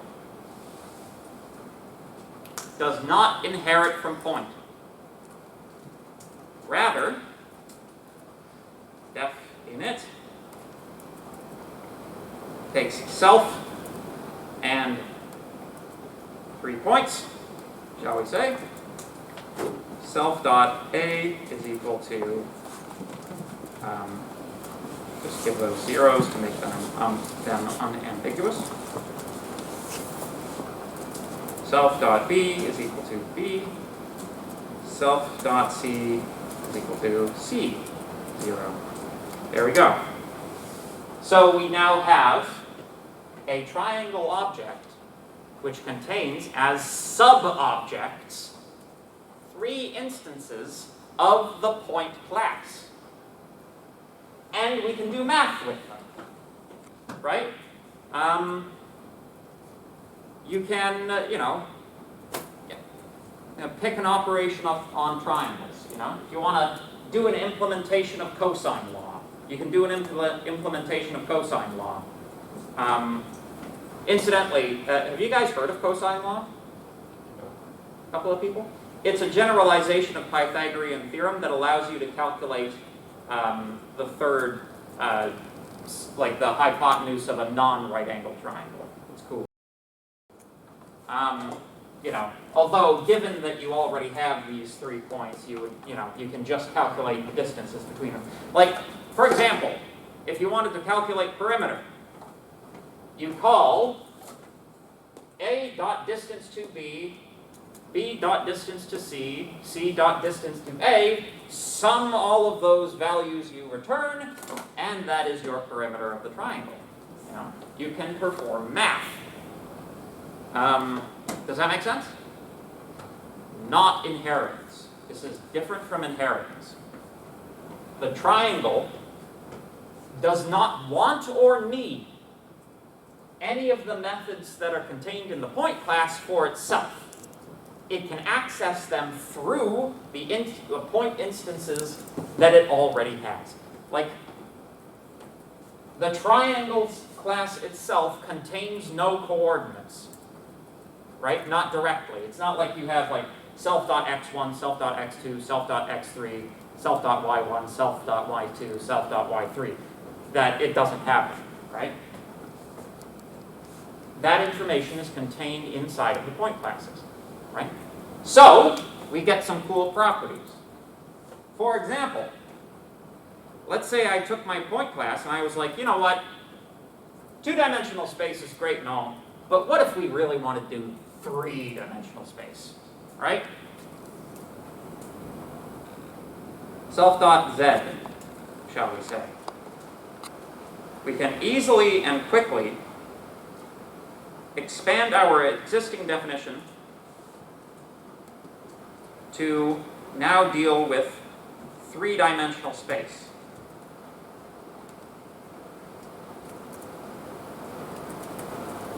Using a lot of copy-paste, And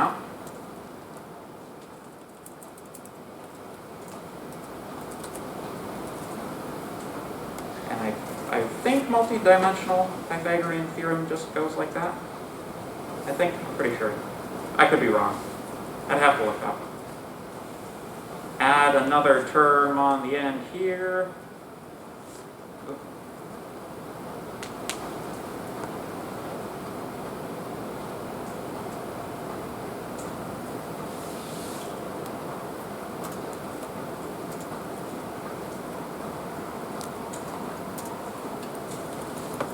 And it's just that easy. By just adding the third variable and the third coordinate to all of our definitions in point, we now have points in 3-dimensional space. We have added the third dimension. Shall we say x, y, z. Right? And now this guy could come down like that. Something like that.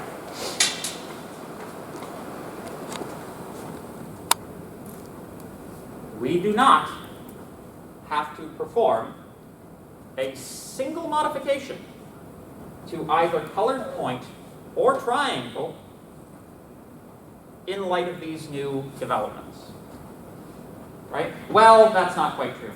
We do need to add we do need to be able to pass the z coordinate down like that. That we do need to do. So I apologize. But with respect to triangle, we don't have to do a single blessed thing.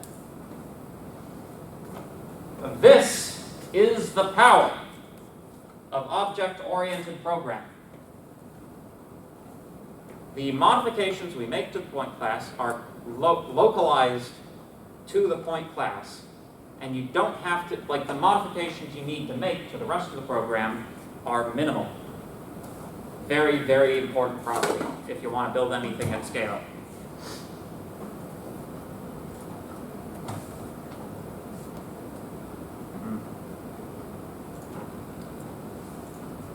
Incidentally, I want to shout out a YouTube channel right now for anybody who is like in any way vaguely interested in that business on 3D rendering. There's a YouTube channel called Sebastian Log, who I believe is like a Swedish guy or something. He does like walkthroughs of the mathematics of like how rendering engines actually work, and like it's very cool. So if you like video games and you like math, then I recommend the channel highly. It's very cool. In particular, he did a video on raycasting and ray tracing, where he like built the math from the ground up to make like spheres like sort of move in a three-dimensional rendered space with reflection, which is cool. Like the spheres were reflecting on each other. And it's interesting, right? Because like very roughly, if you have like a sphere, right? And you have an incoming ray, right? You just reflect that ray off of it onto the next thing. And you can bounce it around quite a lot. And it obviously complicates the rendering, but you include like a fade on each color that you hit in this manner, and that, if taken in toto, will produce the effect of reflection on the surface of this sphere, which is really, really cool. So yeah, if you're interested in that kind of thing, I would recommend the channel. It's very, very educational. Cool. Anyway, so method overriding we've talked about quite a lot. Good. So,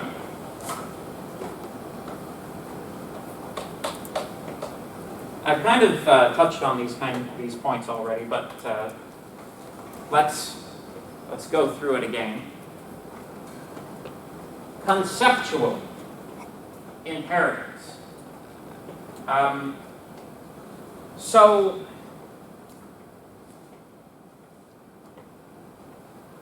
the way that inheritance and objects in object-oriented programming work is it's supposed to model the way that the actual human brain works, right? So if you think about how you think, so to speak, if you consider an object, right? First of all, this is an object, right? We all know what an object is. In fact, this is a broken object, but,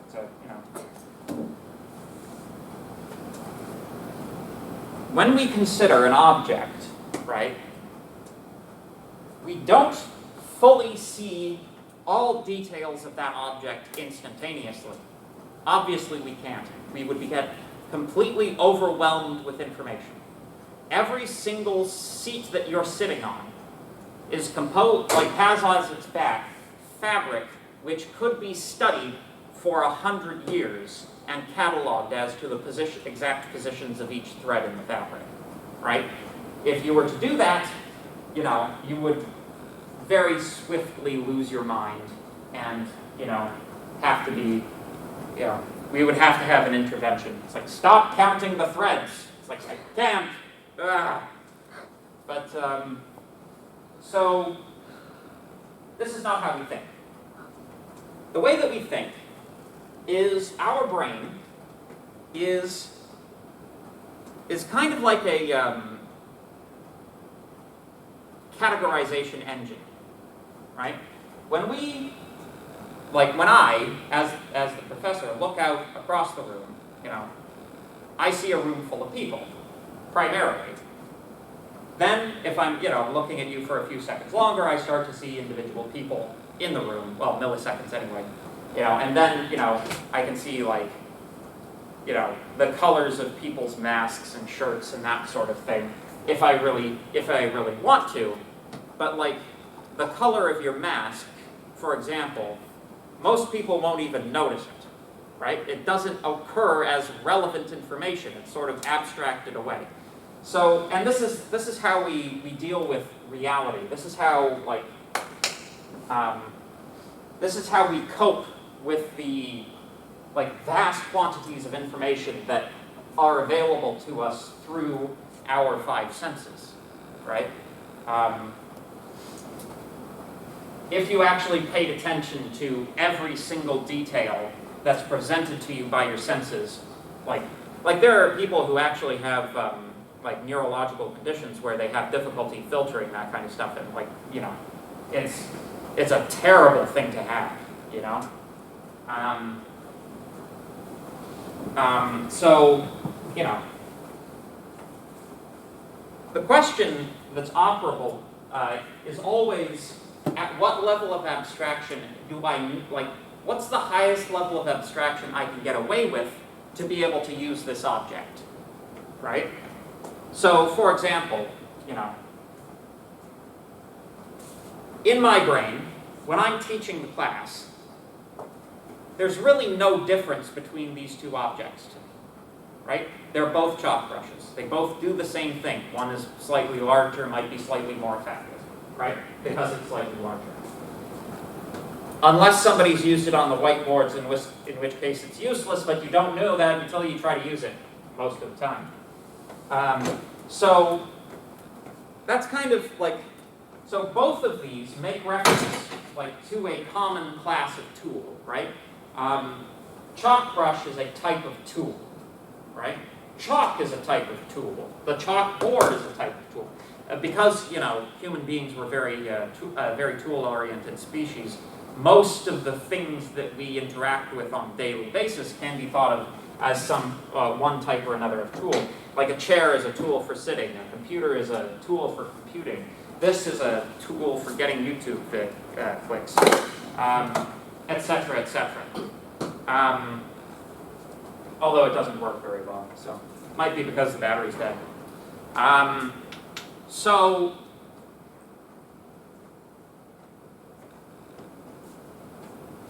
what object-oriented languages seek to replicate is that type of hierarchy of classification inside of the computer system.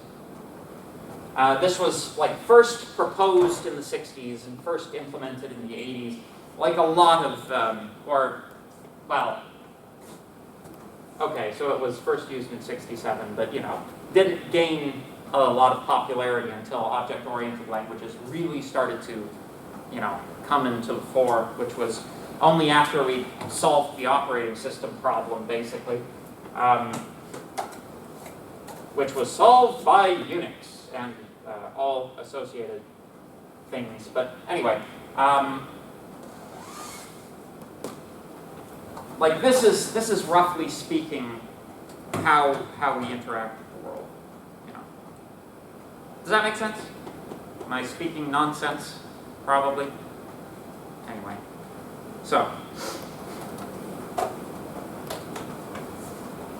if we consider the class hierarchy of the colored point that contains the colored point object, we have objects, points, and colored points. It's like stuff at the top is more abstract, stuff at the bottom is less abstract, right? In Python, we have two functions which allow us to distinguish what class what class an object is. We have the type function that will tell us directly which of these classes is this object.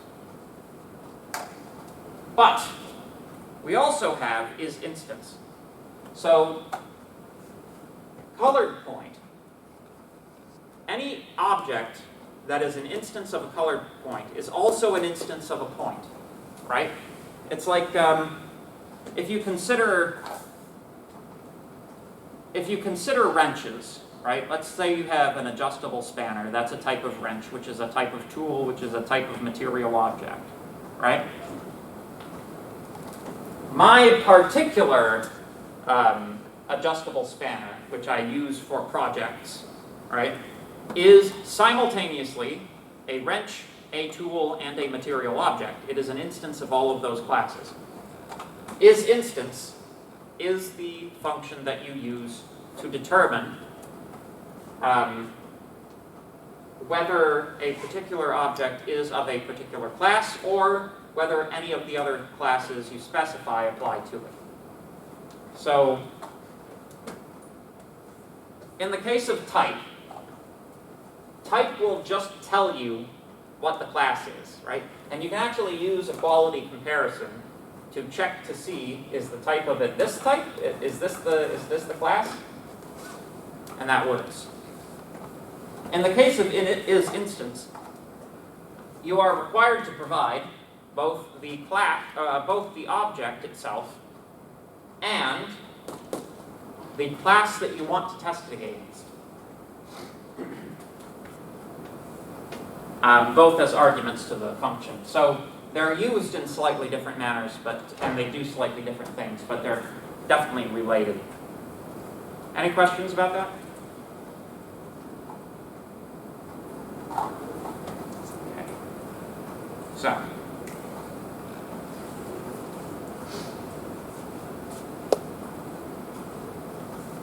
So let's talk about another concept related to inheritance, known as multiple inheritance. This is not that difficult to conceptualize. In basic terms, a class may inherit from more than one other class, right? Let's say, with our colored point example, we wanted to take the property of color, remove it from point, make it its own class, so that that property might be shared by other classes. Like, for example, our triangle class. We could imagine taking this, this colored class, our color class, put it with the triangle class to make a colored triangle class, right? And we could do the same thing with points, so that any modifications which are made to the color class don't have to be repeated everywhere that it's used, right? Which is, generally speaking, a good thing. So, yeah. Incidentally, are any of you curious how color is actually stored inside of a computer? A couple of you? Cool. So, do you guys know how pixels work? So, a little bit? So basically, with pixels, you've got a clustering of 3 colors, right? A red, a blue, and a green. This is the additive color scheme, right? So, you know, red LED, blue LED, green LED, if you like. You know, LCD is a little bit different, but that's basically how this thing's working, right? So, one clustering of red, blue, and green constitutes a pixel, right? In the old days, and I think it's probably still the case, it's sufficient to have a range of available brightnesses on these different color components between 0 and 255, which incidentally corresponds to a 8-bit number. So, you need 8 bits for red, 8 bits for blue, and 8 bits for green, right? And that's how it works. You know how in color pickers you sometimes have like the letter codes for colors? That's just hexadecimal for the 8 bits of each color in sequence, right? So that's how color is actually stored inside of a computer. Alpha channels, alpha is transparency, that kind of throws things off, of course. That has to be dealt with by the operating system, because obviously, like the pixel itself can't render transparency. That doesn't make any sense. What it is it's like your operating system takes all of the tasks that are layered you know, and it calculates how much transparency bleeds through each time using the alpha, and then it arrives at a final color value that takes into account the bleed through from, you know, layers behind layers with some transparency. That gets output to the pixel, and then, you know, that gives the illusion of transparency where transparency doesn't actually exist. Yes? Since now there's 10-bit color, does that mean that it's like 1023 levels of brightness? Yes. Yeah. Although, like, it's kind of interesting, right? Because, like, we're kind of, like, to a point where, like, have you seen it? Can you tell the difference with 10-bit color between 10-bit and 8-bit? You know? Like, while, you know, adding 2 more bits multiplies the number of colors that you can represent by a factor of 4, those different colors are not necessarily discernible to the human eye, right? So, you know, like this, it's very interesting. Human beings can see more shades of green than any other color, and probably because, like, evolutionarily speaking, we came from forests, right? So, you know, it's useful to be able to see different shades of green. But, you know, how many different shades can we even distinguish is, like, the question you begin to ask yourself, right? Like, who are the extra colors for if not humans, right? But, you know, it's kind of like the same thing with frame rate, you know? Like,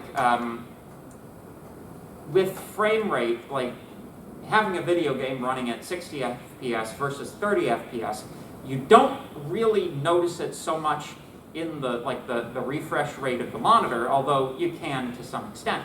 Where you really notice it is in the reaction time from your fingers to the buttons, right? It's because a game that's updating at 60 frames per second is like it's also reading like controller inputs at that higher rate, right? So that it works faster, and it's nicer to play, right? Yeah. I think for like 10-bit color, it's more of like the question of the monitor rather than like the way that they're receiving like the input. That like it's like discernible, because like if the monitor can't display like the 10-bit color properly, it's not gonna look like actual 10-bit color. Versus it receives full 10-bit and it displays it properly, then you're gonna notice it. Yeah. Yeah, definitely there are always hardware issues, you know.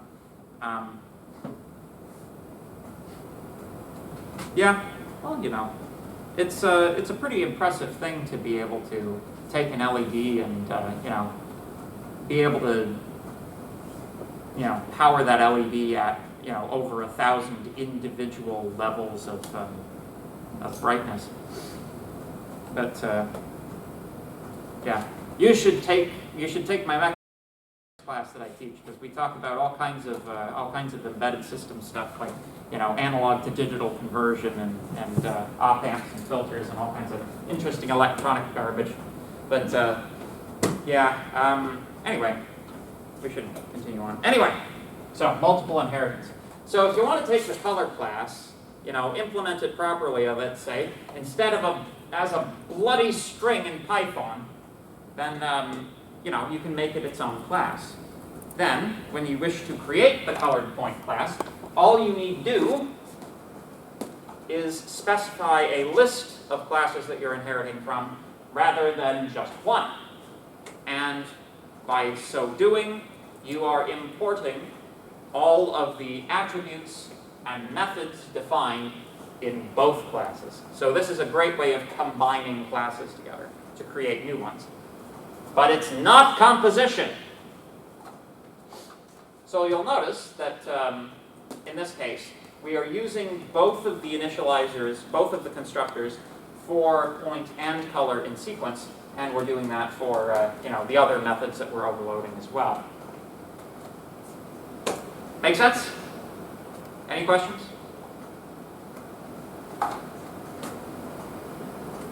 So,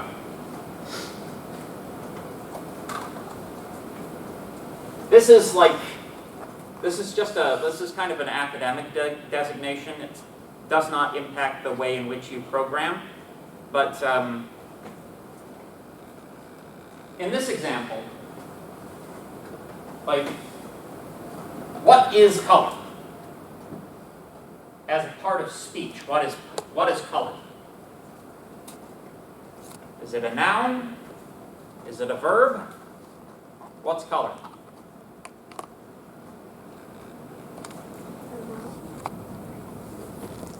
Nope. Adjective? It's an adjective. Color does not exist in the absence of something it's describing, right? Like, you wouldn't say something like, you know, I opened up my mailbox and my brother had sent me a bunch of red, you know? You would, like, and nor do you green to the top of the hill, you know? So essentially, because it's an adjective, and it's not like a thing unto itself, the class that describes it in Python would be an abstract class. Abstract classes are not meant for instantiation. They are meant to be derived, they are meant to be inherited by other classes. So, like, you wouldn't instantiate color just on its own. Color would be always a property of something else. So, color in this case would be an abstract class. Any questions? Cool. So, birthday calendar. Let's do a few examples. So, we want to write a class which will allow us to keep track of the birthdays of a group of people, right? So, in this birthday calendar, we want the following operations.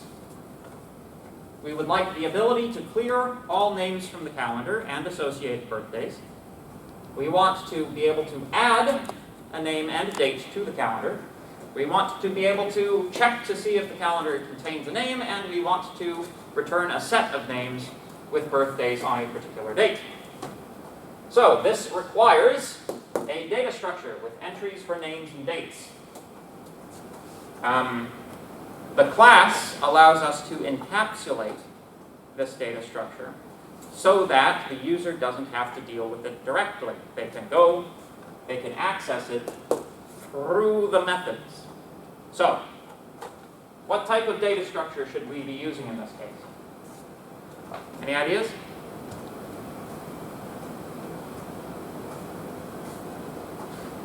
We're trying to relate names to dates, which are expressed as strings. A dictionary? A dictionary is correct, yes. Now here's a question. Here's a further question. What should the keys be and what should the values be?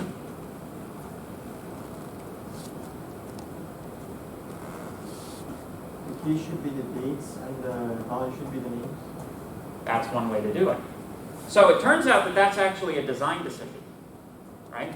It doesn't matter, from the perspective outside of the class, it doesn't matter whether you decide to make the dates the keys or the names the keys, so long as you've written the functions in such a way that they return what they're supposed to return, right? So it doesn't actually matter, except it kind of does, because if you're the person writing the class, depending on whether you make the keys or the names or the dates keys, you're going to complicate either the contains function or the birthdays function, right? One of the two of those is going to be harder than the other because of the direction you have decided to create the data structure in. It's not insurmountable, obviously, you know? We can write it, we can do this, but it's a design decision that affects the methods. From the exterior perspective, nothing is affected, but the methods and how you implement them will be very different based on how you construct the dictionary. So, let's write this dude. Let's code this up. Hashtag learn to code. Yeah, here we go. Class B-Day inherits nothing because its daddy was poor. Def init takes self and nothing else. So, dictionary. Let's go with your idea and make the dates the keys. So, self.d is an empty dictionary because nothing has been added yet. So let's go through these operations in sequence and add them to the dictionary. So, def, clear, def, add, def, contains, and def, birthdays. So,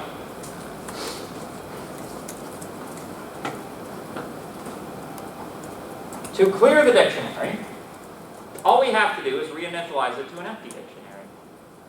We already have a place where we're reinitializing it, so it's a fairly common thing with like reset operations to just, basically throw out all the existing data and reinitialize it from whatever it was initialized with.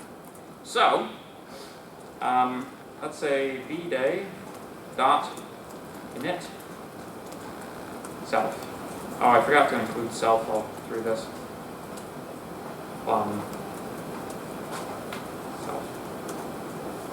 Self name date self name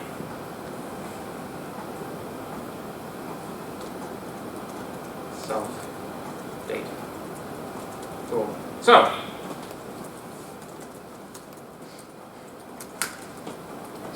adding information to the dictionary. Remember that we are using the dates as the key. So, let me ask you guys a question. Are there more unique names for people or days of the year?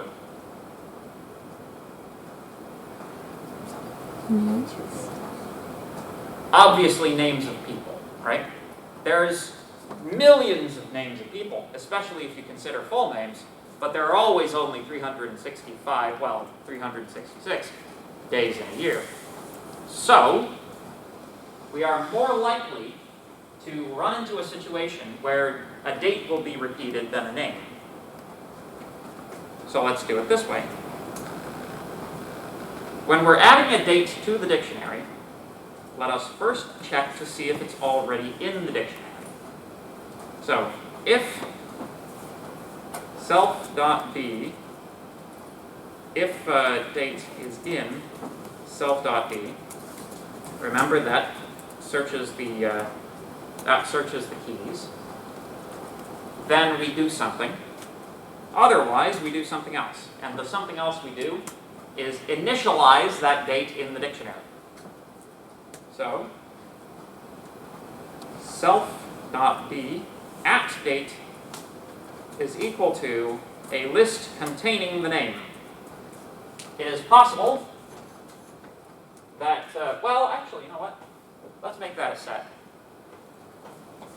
We're expected to produce a set here, so let's make it a set here.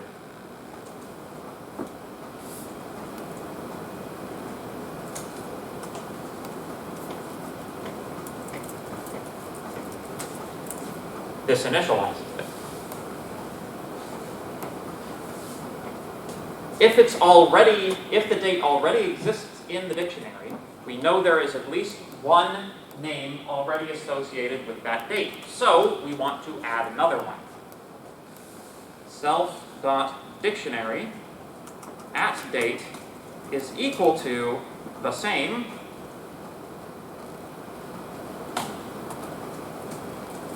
union a set containing the name.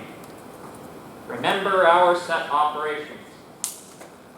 Intersection is both the elements that are in both sets. Union is all of the elements that are in both sets. Or wrong inflection on that sentence. union is all of those elements that are in both sets. There. So much for adding.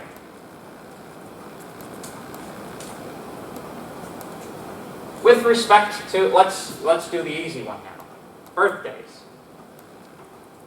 We want to return a set, we want to return all of the names that have a birthday on a particular day. So, that's a very easy lookup. We return self.b at date. Done. So easy. Now you could build in a few protections here. If it's empty, returning none instead of throwing an error, stuff like that. But for our purposes, let's just keep it moving. Now for the tricky one, containment. By default, the in operator searches the keys of a dictionary, not the values. So we can't use it directly to search for a name.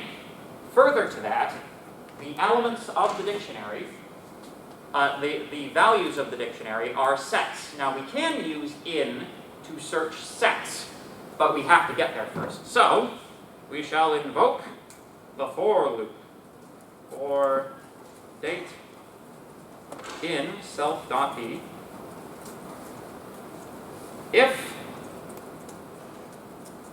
self.b at date if name is in self.d at date, return true. Otherwise, return false.